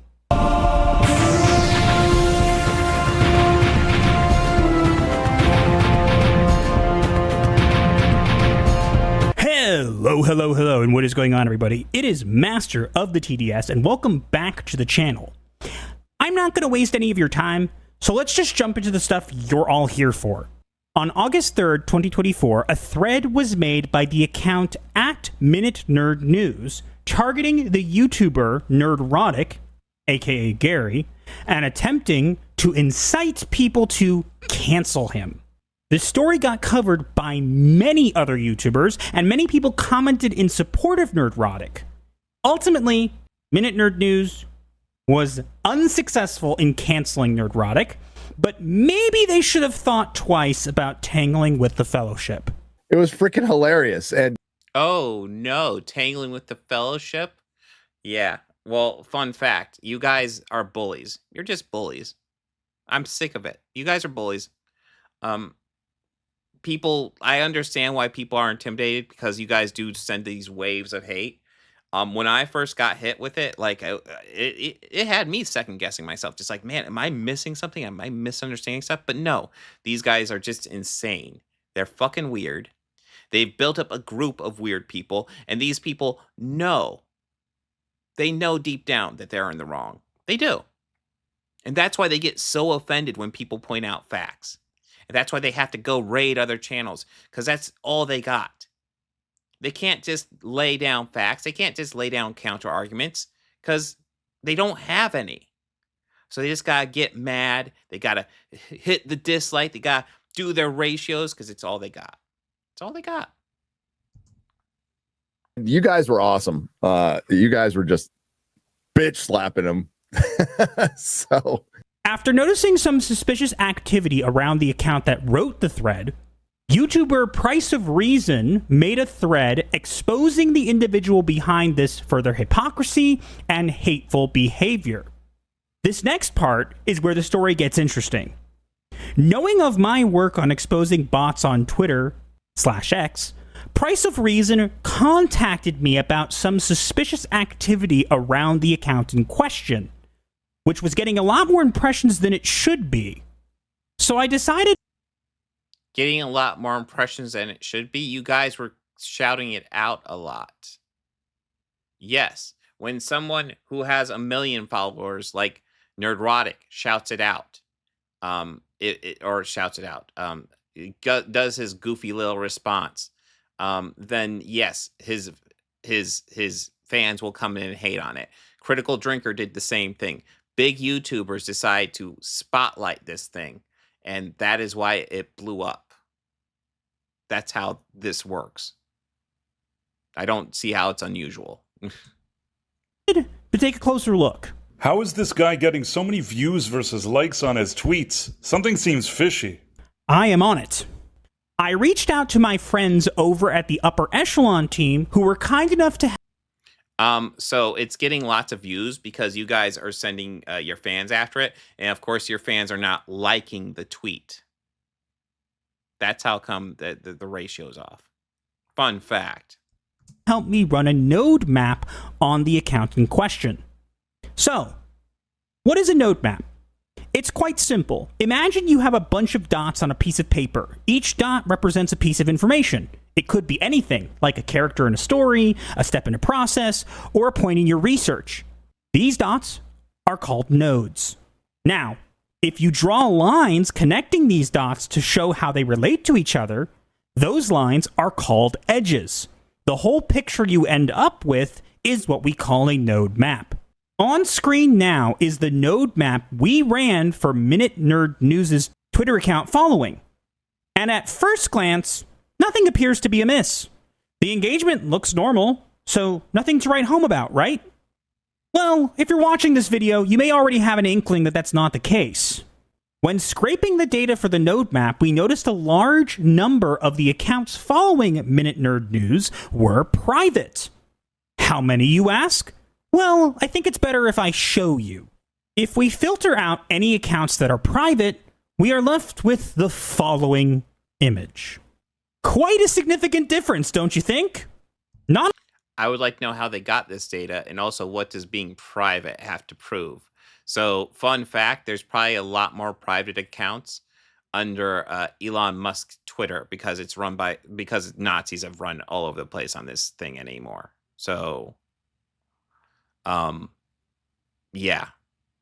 Again, I don't even know where he's getting this data from. So, what? Not only that, but taking a look at their Social Blade history, you can see they gained 1,360 followers in the last 30 days and have little history before that. Yes, they gained a shit ton of followers in that fucking tweet. The fuck? Yes, that gained them a lot of followers. Come on, man. How many of those accounts are private? I'm glad you asked. Oh, only about 1,356 followers are private accounts. So either 4 of them were organic, or perhaps they were also bots that Again, where are you getting your data from, bro? Simply got removed or suspended. But how do we know these accounts are bots? Well, that's easy to prove if we take a look at Minute Nerd News' TikTok account. Boasting over 200K followers, you would think the views would be considerable. But as you can see, they are most definitely not. Okay, so he tracked down his TikTok. I've tracked it down as well. I don't think he scrolled all the way, because there is actually one video that has massive fucking views. And it's like, that's probably where he got most of his followers from. You would think the views would be considerable. But as you can see, No. There's one cut out of here. This is weird. There used to be one of these with a whole bunch of views on it. I wonder. Oh shit. Never mind. There it is. It took us. So it takes a second for it to load. So that's actually kind of interesting. So here we go. So like there's these main ones that load up, but then it took a second, but then we get this one with almost 1 million. This one's got 10 million. This one's got 29 million. Almost 1 million, 3 million. That's where he's getting the followers from. That's why he has 200K followers from. Multiple videos with over 1 million views will get you 200K. I guarantee you that. That's not even a stretch. They are most definitely not. If you take a look at their social blade, you can see that Minute Nerd News has. So yeah, being completely dishonest, they're not showing the full range of his only use data to support your claim. Yep. He's lost 100 followers nearly every week and has gained no new followers at all. Well, if you look, most of his, I assume you're pulling up his TikTok here. So his TikTok, a lot of his older, bigger videos are more recent, and that's, again, yeah, that's where he got a lot of his followers from.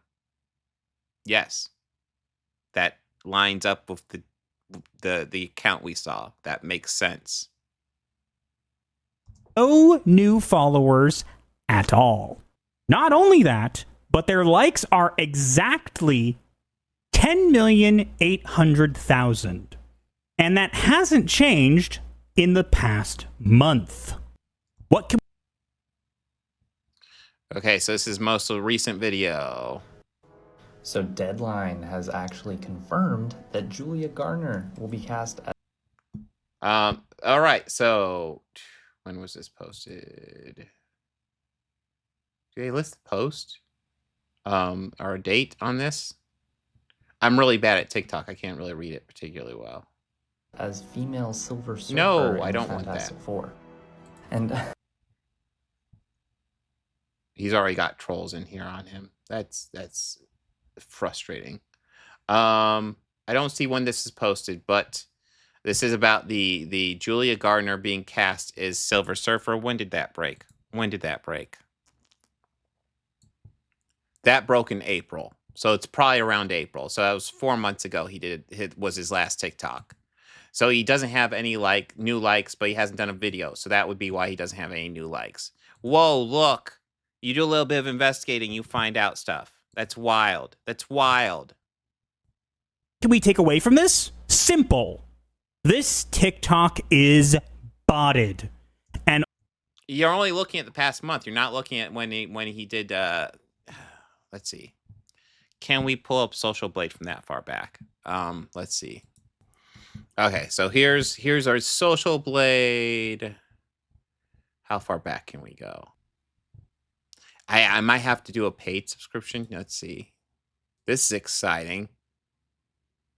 Yes, I am a human. Keep in mind, too, these are the same guys who our Social Blade tells them something noteworthy. They will discredit and be like, well, Social Blade isn't 100% accurate. You see, I used to be able to do more to look up more data on Social Blade, but it's all subscription-based anymore. So, yeah, we can only look up the past month. That being said, he hasn't released any content in the past month. So, nothing new. Almost every follower is fake. If we draw a parallel from this information to the information we have from their Twitter... Wait. Private accounts don't mean fake accounts. There's a difference, dude. We can say with certainty that Minute Nerd News is a fake who is... Really? You can say with certainty. Because you haven't brought up anything, actually, that really debunks anything. Like, you look at his actual TikTok activity, and yeah, it kind of lines up with the numbers. Paying for bots to seem important, when in reality, they are not. Okay. So they're paying for bots to seem important. Why are you guys reporting on him, then? I think he is kind of important. And I think it's also worth noting, like, okay, he's brought up actual zero evidence that he's paid for bots, but it doesn't make anything he said wrong. I want to end this video with a message for Minute Nerd. So yeah, there's no evidence that he pays for bots, but it doesn't, even if he did, it doesn't disprove any of his points. Do you want to debunk any of his points? News and anyone like him. These guys have no counter arguments. It's ridiculous. Who might be listening. It's fine if you don't like Nerdrotic or other creators in that circle. It's also okay if you don't agree with them all the time. Hell knows I don't always agree with everything Gary has to say. But if you are going to try and take someone down because they have different opinions from yours, you probably don't want to go buy bots to give people the illusion that more people care about what you have to say than actually do. In reality, you aren't the majority. What the fuck is that supposed to prove right there? That is a confusing thing. Things that age poorly. Implying your post got boosted by Disney is hilarious. I fucking wish they'd pay me. The struggle here is diabolical. That's not the own you think it is, bro. In reality, you aren't the majority, and this pretty much proves it. Where are you getting that data? I would love to know. Oh, Dane makes a cameo. Maybe you thought you would pull a fast one. Get on some shows, and maybe gain some clout for good measure. Okay. You was already getting clout from that tweet thread. That thing blew up. By the way, this thing includes a lot of posts. So, like, I don't know if this was the best thing for you to put up here, because these are a lot of the reactions. So you got these people calling him the N-word, calling him the F-slur. Grayson here just wrote his manifesto. He is also trans. What a bitch. Your mom is a stupid trigger warning. I guess kind of we're already past that. Your mom is a stupid cocksucking whore who most likely finds you to be her greatest disappointment. Too bad she didn't have the courage to abort your stupid, pathetic ass. You wouldn't be missed. Maybe she should have gotten a coat hanger instead of your dad's inferior cum. Jesus Christ. That's the thing. These guys don't have counter arguments. They just have this shit. No one said anything about your girlfriend being violated. I think you know perfectly well that the person saying, I hope you get graped, meant verbally. Please don't be disingenuous. You posted no such thing. All you did was whine like you are worthless, the worthless bitch you are. Looks like these are DMs. You didn't allow anything, basement bro. You are an insignificant basement dweller with no power while he has millions subs. You can only cry and scream on Elon's platform. Also, Palestine is getting fucked. Well, now we can mock you for being unmarried, no kids, and living with your parents since we now know who you are. That's a threat right there. And I've gotten that shit before too. Like, this is what you're doing. You're pushing out there this shit he's gotten over this. This is disgusting. This is disgusting. What has Grayson done to justify these type of reactions? What? And maybe gain some clout for good measure. Well, sorry, but eventually the lies come back to bite you, and I'm happy to be the one who gets to deliver that sweet. Well, sorry, but eventually. Okay, that's kind of fucking hilarious. So, Master of the TDS, your argument is that Grayson put together and researched Nerdrotic, did that whole tweet thread to get on the initiative show? That's your argument? I'm not gonna lie. If that's true, I'm kind of fucking flattered. Not only did he do a pretty base takedown of Nerdrotic, of which I'd be welcome to bring him on the show, but plus, he thought so much of us that, he tried to get on. Well, okay, if that's true, fucking awesome. I don't have an objection to that. He did something pretty awesome, and he got on the show. Cool. What? Seems like these guys have been trying to break through the weird ass cult for some time. Yes, we have, for damn sure. Eventually, the lies come back to bite you, and I'm happy to be the one who gets to deliver that sweet, sweet karma right to you. You messed with the wrong community, and now you pay the price. Oh, we're going back to threats. We're going back to threats, man. No counter arguments, so we're just going to go to threats. No wonder your fans do threats, because that's what you guys do. This is disgusting behavior. Jesus. So you get nothing. You lose. Good day, sir. Thanks for watching. Big shout out. Wow. So congratulations. You've proven nothing in this thing. Yeah, in the past month, he's gotten no subs. He's also not released any content in the past month. So what the fuck?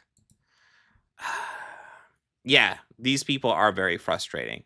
We do have a 5-minute response about Gary from Eric July if we want to watch that. Ooh. Sure, yeah. Yeah. So for background, Grayson, I don't know if you're familiar with Eric July or not, but he's been very close with Nerdrotic for years. Kind of an adjacent member of the FNT, the Friday Night Tights crew. And he starts out this video by saying how good of friends he is with Gary. So it's going to be, I haven't watched this, so it might be interesting to see. Quick, I just want to say it's relevant context because he is, well, I'll let him say it. I'm built like a goddamn brick. Okay. Like a goddamn brick. But I've sped it up. I've got it stitched up. He pauses. So a little bit of context. Eric July is one of the few guys that I have managed to talk to, and it's a wild experience. He's also, he's fond of saying stuff like this. Okay, you the big bad booty daddy. So I also want to point out that this video for all of these channels, and I think we probably all knew this, some of their biggest videos in a while, because this is the kind of content that these fans want. They want this outrage discourse, and being happy about House of the Dragon and Deadpool and Wolverine isn't working for them. So that it's not just outrage, it's victim shit, man. Like that's the same thing as Eric got his most views probably in a couple of years, and I don't think he's gotten any, maybe gotten some close to it since then, but with his debate with Bob, because he did that stream for 2 hours afterward, fucking complaining, basically acting like a victim over the thing. It's really fucking sad that they have to, do that. I don't know. I don't know how they fucking, I don't know. I just think they sit down to pee. Yeah, I will say this. I think that Eric in general tends to be a bit more like, you're going to see how he uses words to try and like have deniability for any of his stances. This is how he operates. You'll see. They are mad at my good friend Gary again from Nerdrotic. What's new? But this one was quite hilarious, mainly because it's an account that popped up out of nowhere. Pronouns in the bio, all that good stuff. If you actually read the bio, as you can see here, just all the predictable stuff. So it makes it seem like it's someone's sock. But basically, they put a thread on X, went semi-viral. So he immediately says so he's assuming it's a sock account. Yet here you are. Not a sock account. Are you a sock account? Are you? Nope. You're fake. That is my account that I use. That is my main account.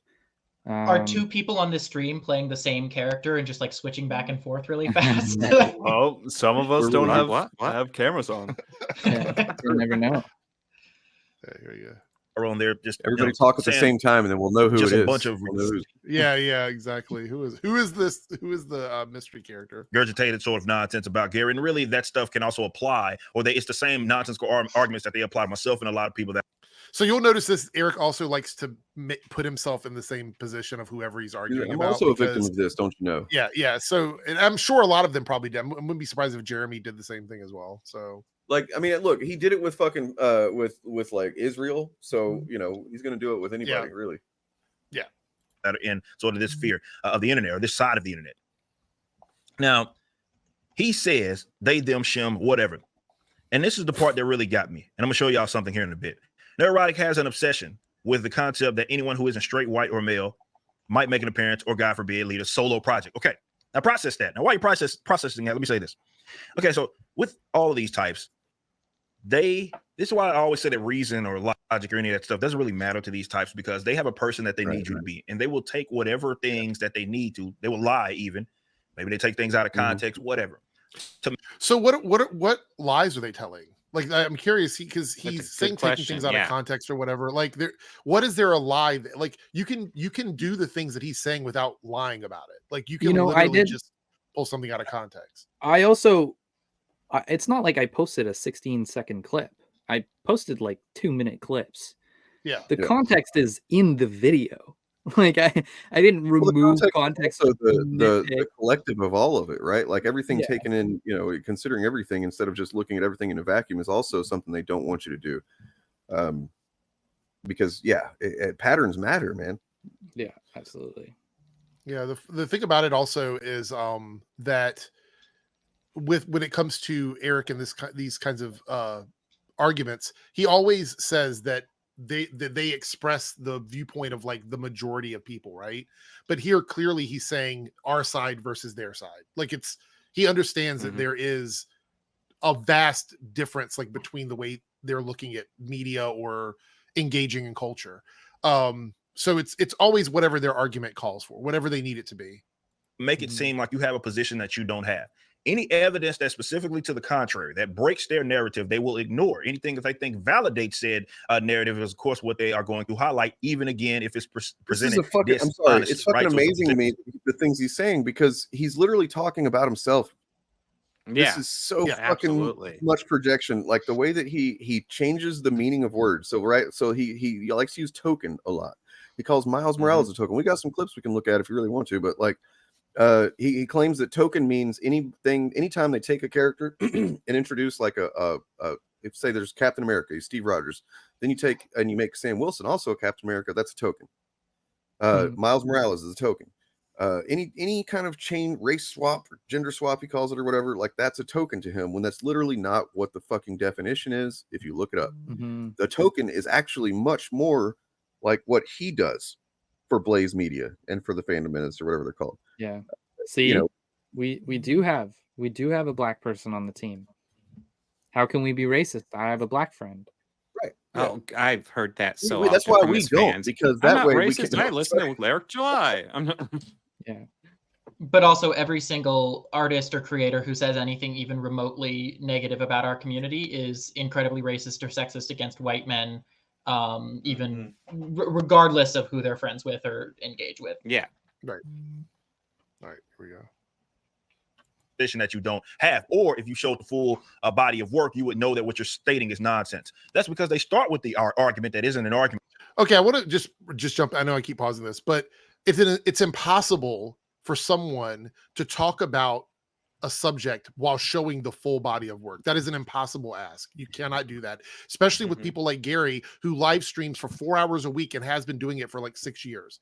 There's no way to show every single bit of work they've done and still make a point in your video. You have to pick the things that you're going to be talking about specifically. And you don't need anything else to do that. Like, as long as you're getting enough of a certain context within the conversation, that's all that's necessary. Because you could say the same thing to these guys who are talking about content they're not even watching. Yeah, I'll just say, it's just a person that they need. Yeah, go ahead. I was just going to say, the thing with Gary is that, like, literally, like any video he's done probably over the last 3 years easily. Any video, I click on any random one and have misinformation, bigotry, any random one, and find that. It won't be hard. But the other thing is that they literally, Eric is saying that this person, Grayson, has taken clips and used that in a discussion about his thoughts on Nerdrotic. Whereas every video Nerdrotic does includes clips of movies and TV shows where he's talking about his thoughts on those movies and TV shows. Or actors or producers or whomever. Right. Like, if you want to even like make the metaphor or the analogy like as perfect as possible, like straight up does the exact same thing down to a T. I mean, if you're arguing that you need more context to talk about these things, you were talking about a channel that uses 4-second clips, like we just watched clips from Gary, where he uses them as punchlines to jokes in order to prove his point. It's just ridiculous. What are we? Okay, let's continue here. You to be, and they're not deviating from that. They're not moving from that at all. Like you guys don't do that either. That Gary, as he often has, is wearing a Rippaverse shirt in this in one of those videos that this person shared there. So that proves Is he that he thinking can't about do himself racist again? stuff. Advertisement. He can't say and do racist stuff because he's wearing a Rippaverse shirt, right? That's I'm not racist. I watch Eric July. Right. I used to have a Tupac shirt. Now we're gonna should just I start wearing it again? I don't Go know. straight to the source because I just happen to be, I don't know, the owner of the company, and he's rocked ISOM shirts. He's rocked Blood Roof shirts. So I will just one time repeat what he just said. Yeah, Grayson, you Checkmate, say obsession. Obsession. It's very specific on what you're talking about there. He is wearing a t-shirt of his friend's comic book brand. How does that disprove that he doesn't do racist stuff?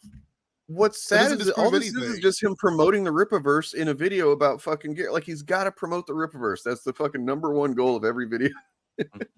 Every video. It's crazy. It's crazy. Holy shit. Like, they just the absolute mental gymnastics you have to make to go, he owns a Rippaverse t-shirt with a black character. Therefore, any criticism you have about his opinion and takes Doesn't on count. other black characters is invalidated. Something I feel like these people need to like fully internalize and understand, because every once in a while they'll be like, oh, well, they liked this one movie with a woman in it or whatever, is that being nice to one black person, being nice to one woman does not overall change the trajectory of your content or of your body of work.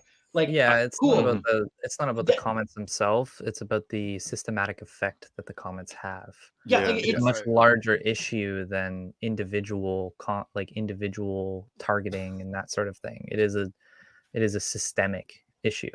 Like it's great and all that you were nice to your black coworker and everything, but then I go on your Facebook and it's full of the N-word and 1350 memes. Like, it's not good for you, bud. Not the problem. Yikes. It doesn't suddenly make everything okay that they enjoyed fucking Arcane. That doesn't just suddenly make all the shit they say about women and female characters okay. Yeah. But they try to make it out to be that. This kind of shit right here, for example. Hello, Eric July. How are you? My man, what's up, Ethan? How you doing? I'm doing good. I can't complain, man. All right, all right. Let's make fun of these weirdos. Yeah, T. Franklin's something else. I enjoyed your argument with her. Did you call her a crackhead? Yeah, I called her a crackhead. Yeah, she didn't take kindly to that either when I called her that. T. Franklin, she is doing that Harley Quinn Bang Kill tour, which I guess is a book that kind of extends from that show that they're doing on her, which is basically just a show for a bunch of lesbians. That's the only appeal that it has. That obviously just put in a position because of her status. She's one of those typical pronoun brigade weirdos, puts some mental illnesses and all that shit in her bio and all that. She doubled down on this idea that Vixen was gay. Because why not? The writer's black, gay, and disabled. And I didn't really understand this until I talked about this with Chuck Dixon on my show. They seem to write these gay characters as predators all the time. Why is that? And I was like, and they did that with Vixen, where she's like hitting on this disabled chick, and it's fucking weird, man. She's like, you're not going anywhere. You cannot run me. I can run like a cheetah, and you're on crutches. So I'm going to stick my giraffe tongue in you. There's nothing you can do about it. Fucking weird, man. It's some predator shit. That was an embodiment of what she was. It was a self-insert because the chick. Yo, just because he is now been brought up, fuck Ethan Van Sciver. Dude. Yeah. Oh yeah. I was telling Eric Dane, would agree with you on that these days. So that I was just thinking about that was the golden days right there, where they're like laughing together and shit. I was telling Dane yesterday that Ethan Van Sciver is like the first comic book artist that I ever met in real life, and he signed my comic. I was 8 years old. And then I only found out a couple months ago that this guy is a fucking piece of shit. And that really upset me because like I said, like this is the first person that's like connected to this stuff that like I was able to talk to and get a signature from and all that sort of stuff. Yeah. And to find out he was kind of my piece of gateway. shit. Wait, really recently or like in the past, where like when he was working at DC and stuff? I'm curious when you like. I was 8. I'm 23 now. Oh, okay. All so right. in 2008, he was doing a book signing in Regina, Saskatchewan. And See, Ethan was my entryway into this stuff too. I think Bob's as well. It was a pain, and I actually don't know where that comic book is right now. I'm assuming I might have thrown it out at that time because I was very upset. Like very upset. I was like, oh man, like it really sucks that like I was a kid and this guy was chatting with me and like that's the impact that these people have. Like this person wasn't necessarily my gateway into comic books, but like he was like a physical representation to me of. You're actually really lucky, man, because like he had I mean he still does on a much, I guess, a larger scale, but like he, you know, kind of developed this little cult around him by just being friendly with people that were his fans on the internet and shit. And you know, that's kind of how Comicsgate came about, more or less. Was Ethan has this fucking cultish following that, you know, they've been there for a while, since you know, we started out with a few friends, and yeah, it kind of grew cancerous from there. Yeah, I mean, like that. Yeah, that guy was the physical representation of comic books for me for a long time, and now, you know, that's like tainted. I didn't even know anything about Ethan really until like, because when I first started like doing content with Dane or whatever, I was more like the Eric July stuff and the, you know, the Fandom Minute stuff or whatever was what I was dealing with. So I didn't really even know anything about him. And then I had to go back and go, oh, wait, he makes videos on YouTube. I didn't even know. I had no idea. Now you know too much. Yeah. Yeah. Now I'm on a desert island with him somewhere, apparently. So oh god damn it, dude. I forgot about that. It's too funny. All right, let's continue here. Or what this person said. He has an obsession with the concept that anyone who isn't straight, white, or male might make an appearance, or God forbid, lead a solo project. Okay, so let's go to the facts, because maybe there's some people. Oh, this is an ad. Maybe they actually believe the stuff. Maybe they don't get because they never heard of our company. Oh, good old Eric. You know, oh my all these god. guys remember what he was just doing in that video clip that, you know, that clip that we just watched, or the several clips cut together, literally lying about how T. Franklin got into comics. Because no, she's not just because she's disabled and got her pronouns in her bio, because if that was the case, anybody'd be writing fucking comics, right? No, she literally she wrote what was it called, Bingo Love, which is like a queer, you know, kind of romance comedy kind of book that she, you know, put out herself, you know, crowdfunded. But before it was even finished crowdfunding, Image Comics fucking swooped in and said, we're going to publish this shit. She won awards for it. All right. And then from there got, you know, that's what Marvel and DC look for whenever that shit starts happening. They're going to swoop in and probably offer you some money and a job.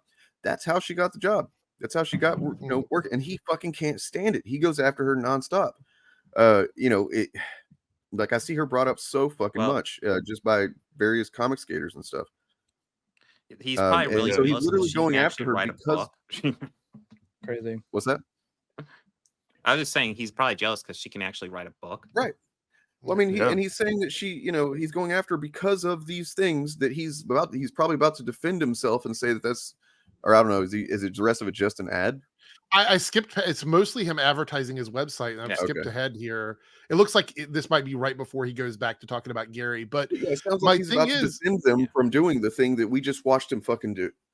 Yeah. So I'm assuming this last bit is going to be him jumping back over to talk about Gary. But like, how are you going to make a video addressing the Nerdrotic stuff and spend it advertising your like website? Half of it is his own thing. Yeah, he's just advertising his books. I'm not going to sit through that.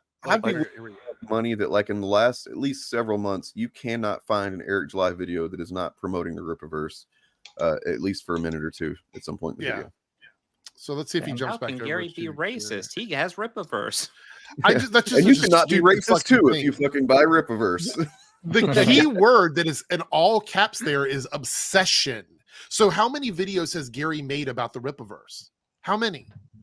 Probably maybe one. Maybe they talked about it on a live stream. He doesn't talk about it. Maybe you were talking about being obsessed with something, not just wearing a T-shirt from your best friend. You know what this? You know what this is, guys? You know what this literally represents right here? It's loading right now, but like he's making this argument. Once it loads, this one. This video is brought to you by Rippadoose. How can I be a white nationalist if I wear Rippadoose? Checkmate, groomer. Hey, man.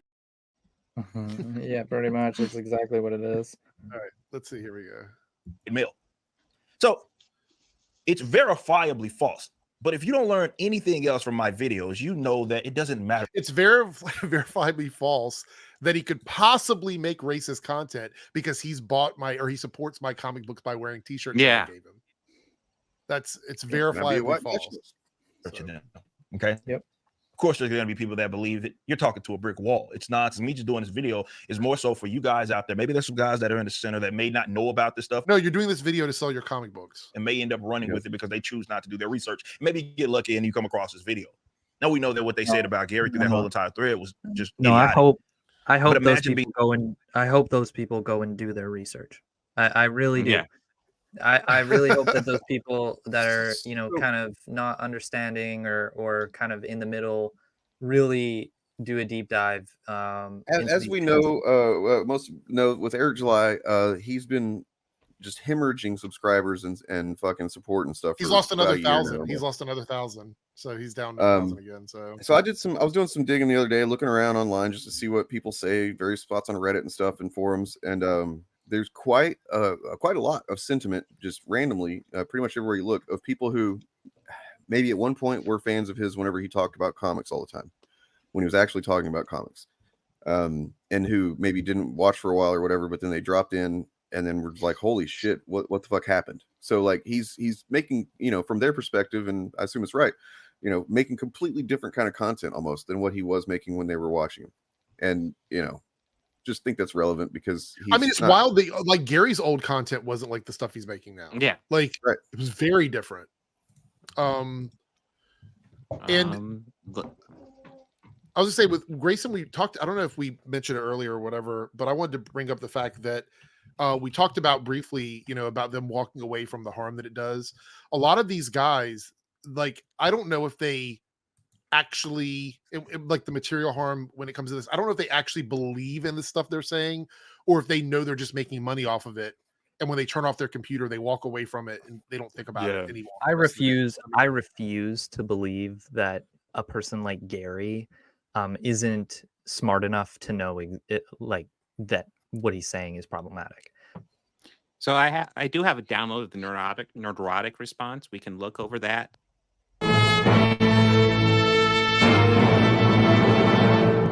So Saturday, going about my day, I have an event. Working for UPS or FedEx or whatever. Like, what's going on? Sorry, just a brown kind of earth tones. I'm going to. Melissa wants to. We're new in San Antonio, so Melissa's like, "Hey, we don't go out very much. We need to make friends. We need to go do stuff." So we went and did an event. I don't know if did he do any like kind of demographic research before he moved to San Antonio? I'm sorry, but Good point. Being from Texas, I kind of know that. Yeah, I don't know. I'm sure there's plenty of racists that he can link up with, but that he's also going to have to deal with, some of the brown people. The woke mob. That was it turned out to be pretty cool. At the San Antonio Film Festival. And as I'm going there, my concern anytime I do something with anybody that's in the realm of normal, which I don't know what the fuck that is anymore. My concern is, God, I hope they don't get any heat for just talking to me. And they didn't, by the way. They didn't. But as this was going on, I see the Twitter thread. Garrett sent it to me. I'm like, oh, it just kind of looks like the same old. Quarter Black Garrett, who used to work for Steven Crowder and now has a show on Blaze with some other guy, just to provide context for who he's talking about. He does say, I do want to say really quick, same old. Don't you think that if a bunch of people are coming out and saying something about you, that at some point, at one point or another, you should evaluate the way that you talk, the rhetoric that you spew, and try to figure out maybe why people are coming at you on a regular basis about the way that you talk? Because, like, or at least can listen to what they're saying, right? Like, yeah, I mean, why is it that this this is clearly not the first time somebody's come out and said something about him, because he's got a bunch of videos on other people doing the exact same thing, and all these guys, all his friends, have other videos of people doing the exact same thing that I did, coming out and accusing you of, in their words, all these isms. There's obviously something there. At the very minimum, there's something that's true within that. So, BTM, because the grift is it comes first before everything, man. Like that's why. Yeah, you see the smile on his face in this still image right here. That's why, because he fucking loves it. He's the first creator. He's the first creator I've ever seen personally be accused of something like this, and for it to get that big, that hasn't come out and said like, I can see how this would have been insensitive, and I apologize, and that sort of thing. No, he doubles down. He's doubling down, even in the way that he's talking right now, the connotation that he uses. He probably like pushed his wife aside to read the thread. He's like, "Get away, bitch!" I was like, "I got to get on stream right now and fucking respond to this." Yeah, sorry. All right. All right, that's fine. And I saw how many likes were on a Saturday. It was like, that's a lot, but whatever. Who cares? It's Twitter. It doesn't really carry over to YouTube or anything like that, and it doesn't at all. There is zero crossover, except that they fucking pulled it over there. Like they literally did. So I go about my business, but I'm like, hey, this is the kind of thing, like, if it gets out, people want to, all they want to do is and I'm guessing it's a content creator. I'm not sure. I know nothing about this Grayson person, but it is usually a lot of projection. They just don't like what I say. And instead of like challenging just the ideas, maybe doing a live stream and pointing out where I'm wrong or something like that. It's literally what we do, you fucker. God damn. Yeah, I challenge the ideas all the time. That's what that stream is, or the thread is about, challenging his ideas. But he doesn't want to address that. That's a false fucking defense, because that's literally what we do. Not every week, because we don't always talk about Gary, but we've done at least 2 or 3 streams over the couple of years where it's literally focused on Gary and Gary's shit. Yeah, Gary's too big a fish to ignore. Take by take and just break down what problems we have with this shit. We know that he's seen some of it. Like, we know that he knows, who we are generally. And yet, in Bob's response that he got recently, he's like, I don't, who's this organized chaos guy? I don't know. I don't understand what he's upset about. Maybe I fucked his mom. Yeah. Like, he's not interested in criticism. Yeah. No.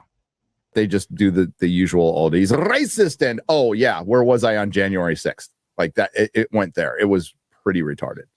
Except it didn't. But I'm like, this could be connected to somebody else, get somebody else in trouble. And that's what I hate. And that's why a lot of people will contact me behind the scenes, but we can't do anything public. And I completely understand. I'm fine with it. As long as we're talking, that's cool. Doesn't need to be public all the time. That's cool.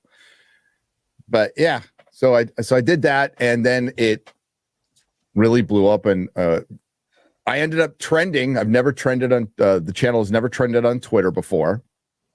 And where did he trend? Drama alert. Keemstar tweeted it out. Did he just trend in the United States? Because he definitely wasn't trending in Canada, or was that just on the if he was trending, I didn't notice. I didn't see it. It might also be on his feed too. Could that just have been like on the For You? Because like I might have seen the For You and been like, oh, that's I'm trending. Yeah, Comicsgate uses that tactic all the time to pretend like they're more important than they are. Yep. And it was hilarious. It was freaking hilarious, and you guys were awesome. You guys were just bitch slapping him.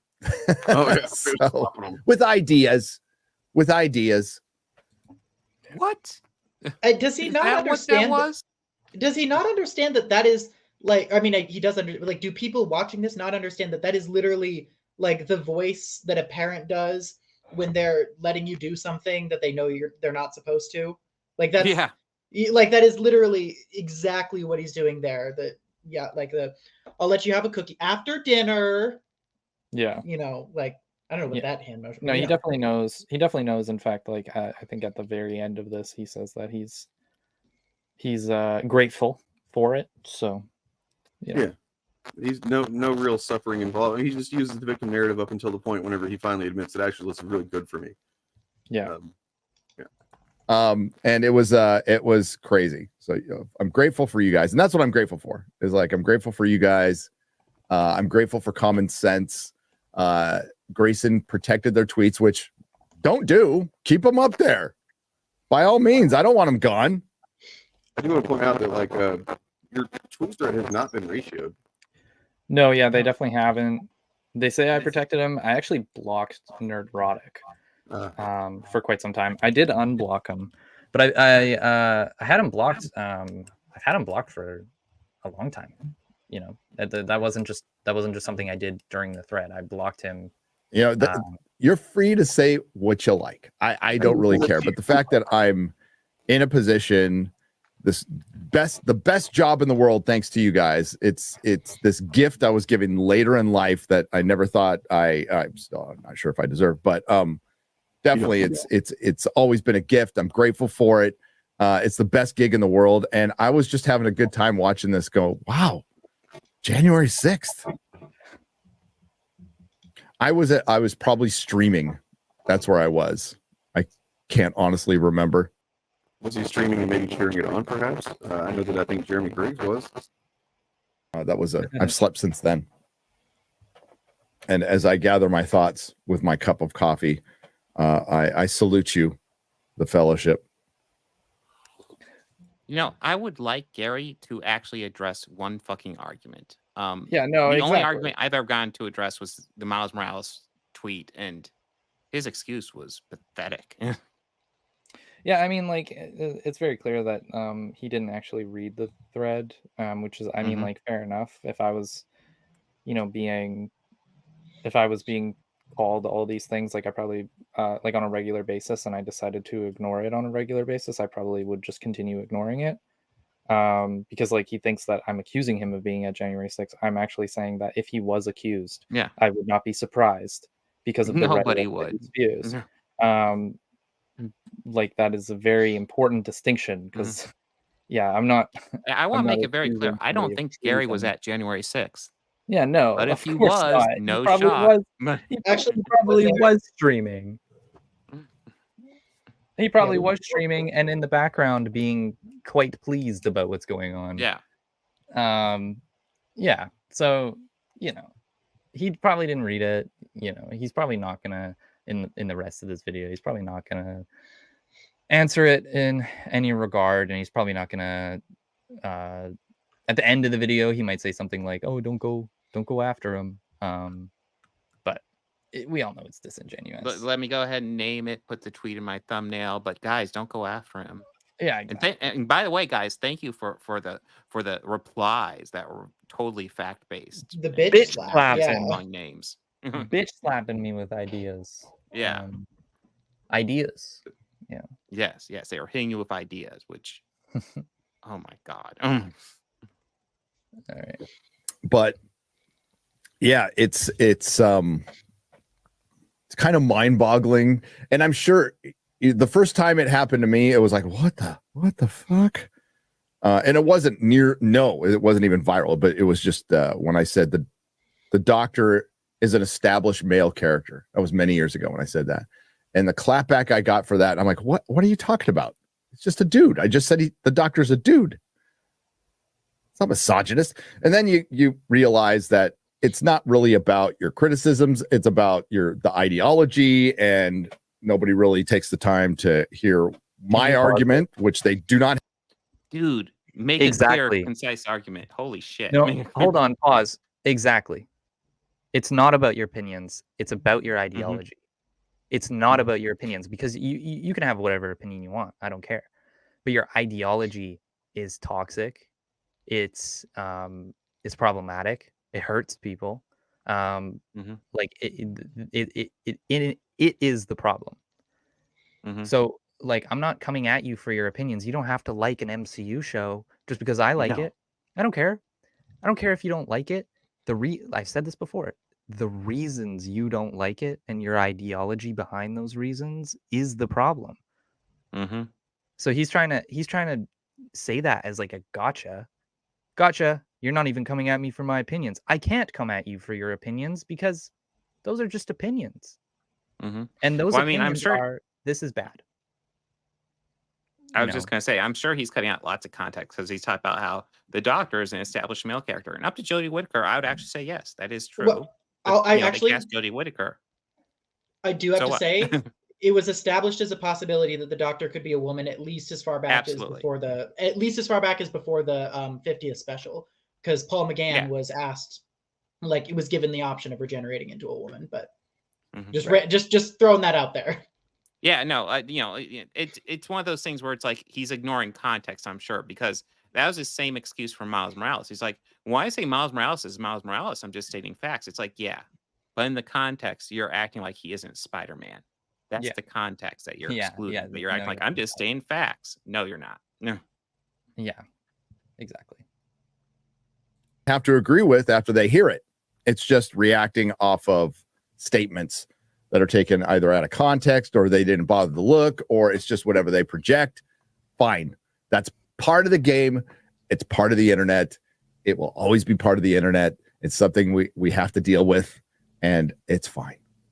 It's on, like, it was entertaining to scroll through once in a while. I went on about my day, played with my fucking dog, watched The Hobbit, had a great day.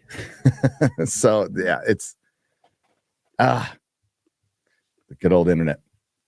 But yeah, it was, you know, and what happens every time they go out, they start a bunch of shit, they make a bunch of accusations, then they protect their tweets every motherfucking time.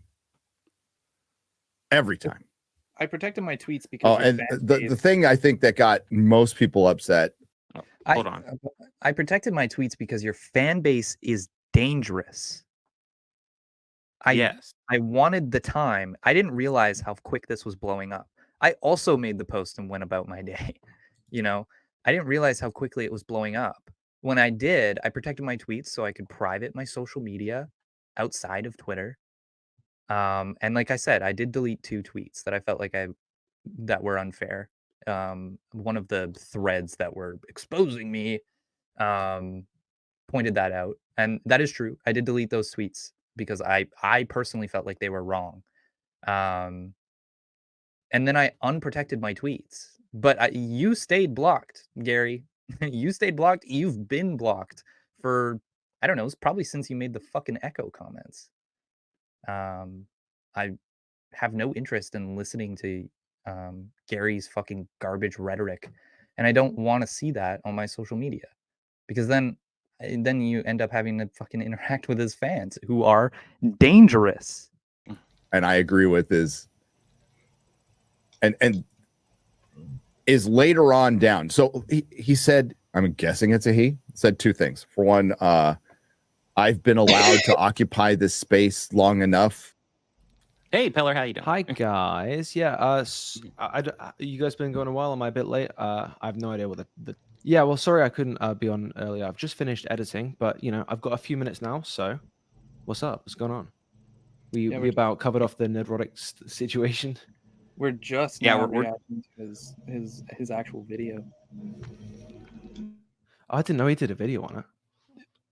It's a live stream clip. But everyone did a video. Oh, he did. I think there were more than one, though, because there's also one with Az and Mahler and whatever also talking about it.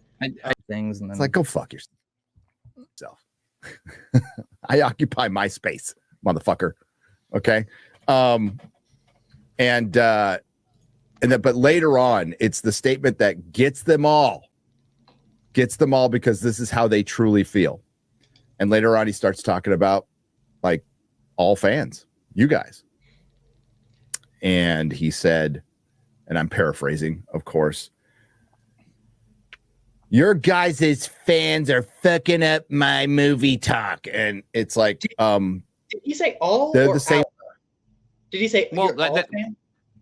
So one of their rhetorics is absolutely to claim that their fans encapsulate all the fans. It's I don't usually hear them say literally all. Like, usually they just say the fans and, like, leave it to your mouth. Like, did he flat out go there? He comes after all fans. Like, okay. No, I mean, I've heard him say it quite a bit. They will definitely clump them together. And I guess it's just the kind of fandomization of the silent majority idea, right? Yeah. I guess. Like, oh. Like, I don't remember him saying that, you know? I don't remember the tweet thread saying all fans. It's interesting. Fans that Oh, are you talking about Grayson? I don't recall Grayson saying anything like that. No, I didn't. That's what I'm saying. He's saying that the tweet thread said that. I'm like, oh right, yeah. no, he I didn't. definitely Yes. differentiated That's not true. his fans. Yeah. Yes. Well, Right. I think it's Gary expanding it because Gary's arguments had always been, my fans are all the fans. I represent everybody. It's like, no, you fucking don't, you piece of shit. Participate in movie talk all the time. These are the same fans. They are customers. They are humans. And they're the ones that have been around before you, Grayson. Long before you, considering how you wrote. I'm guessing you're not very old. That's why you kind of want to hold. I know. See, he's not attacking any of the actual arguments. Let's just. Well, do it's some pretty personal shook, attacks, isn't man. he? Jesus. Not only that, the Yeah. pearl clutching, they're humans. Like these poor little babies being attacked by a tweet thread that said they're fucking up my vibe. Like, oh gosh. No, this is interesting though, because like he never did anything like this when I did my video. It's just it's interesting that this is the thing they've all rallied around. Yeah, it is. Back. It's like, is this a 12-year-old? I don't know. Is it a 25-year-old who acts like a 12-year-old? Don't fucking know. Don't care. But they preceded you. They will be around after you. This is the way it's always been. We are just more connected. So, Gary, if your argument is that bigots will be around before I was born and after I was dead, then yes. That doesn't mean they're right. They're Yeah, like what's the angle he's taking here? Yeah. Like, yeah, you're criticizing these people. Oh yeah, well, they exist. Like, great job. No shit. That's why I have an issue with them. Well, now that you mention Yeah. it. Yeah. And this is what a lot of the critics, especially from the early days, had a hard time adjusting to was, oh, you aren't just talking at people. You are interacting. That's the difference here. And they have opinions. I saw them all in the House of the Dragon live stream last night. I saw them all. And it's great. That's what fandom is. It's what it always has been. And it used to be really fun. And the corporations getting involved and the activists getting involved made it unfun. And See, I would argue like Gary That's make it interesting. unfun.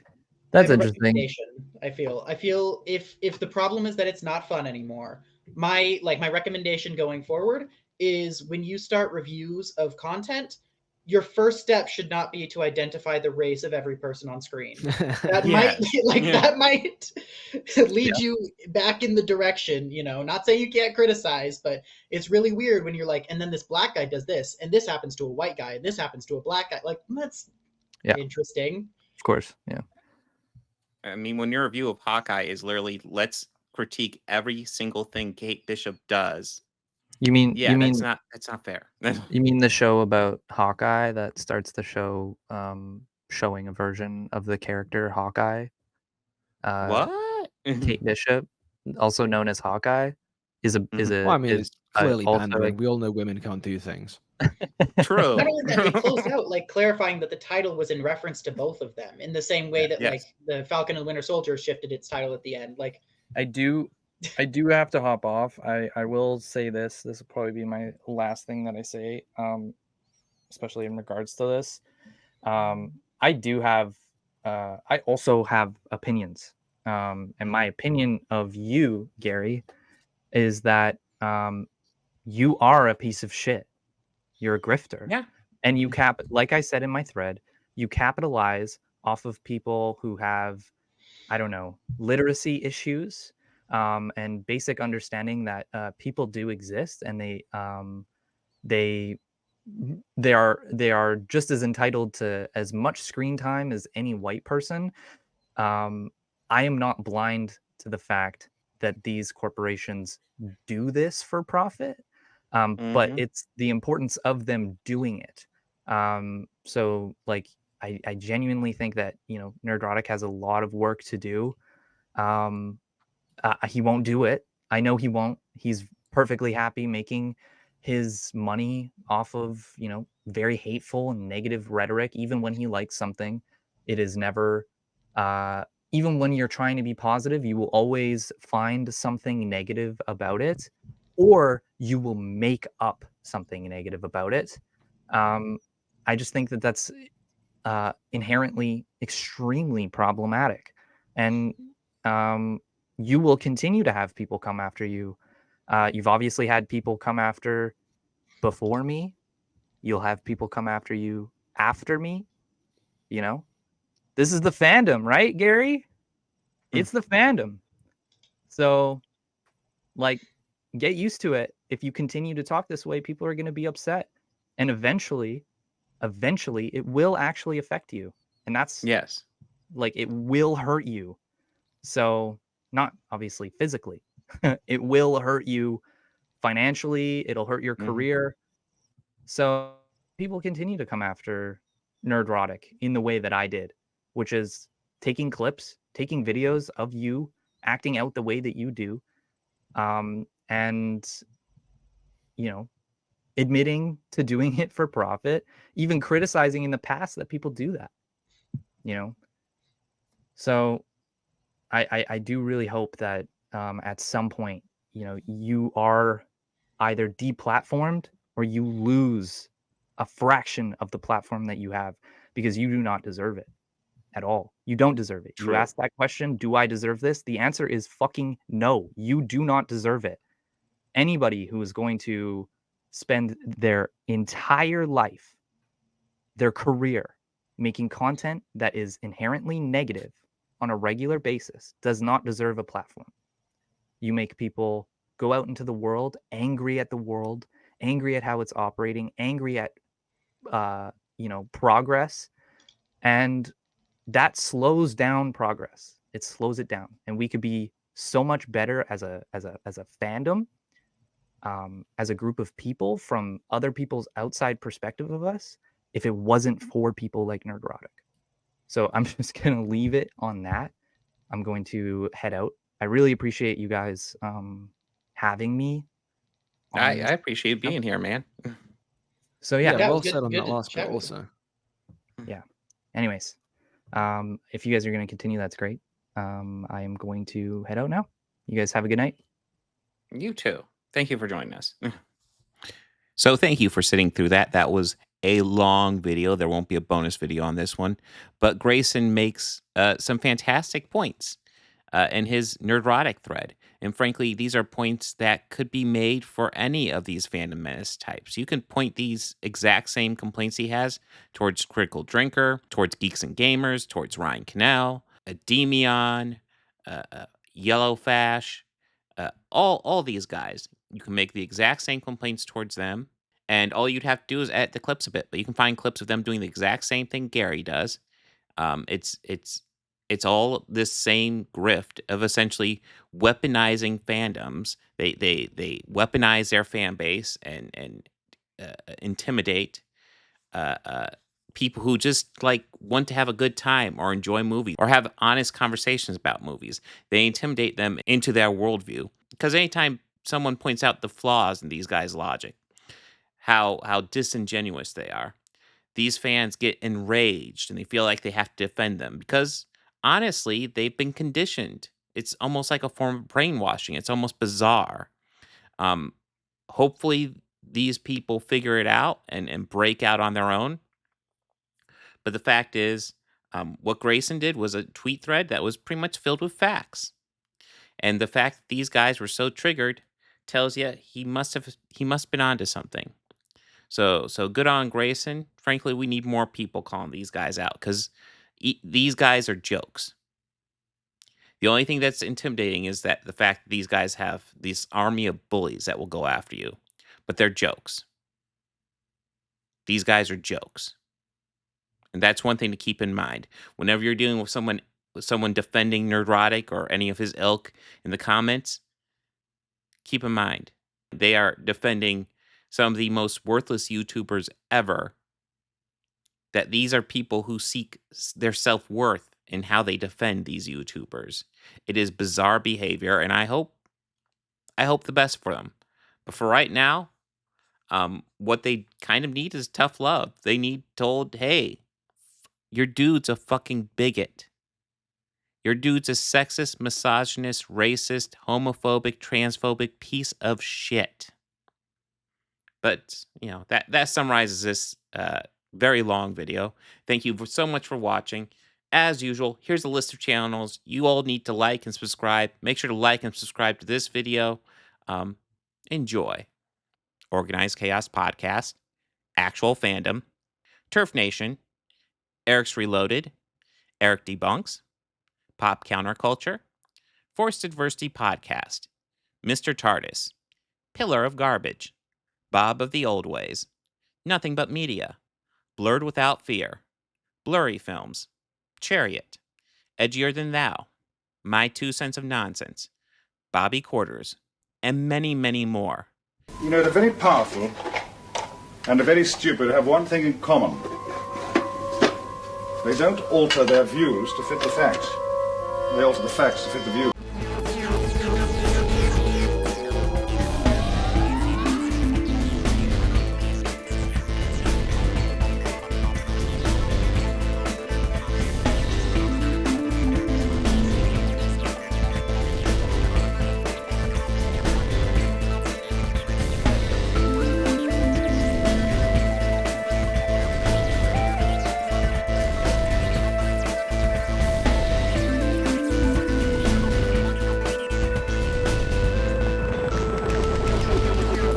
Books, records, films, these things matter. Call me shallow. It's the fucking truth.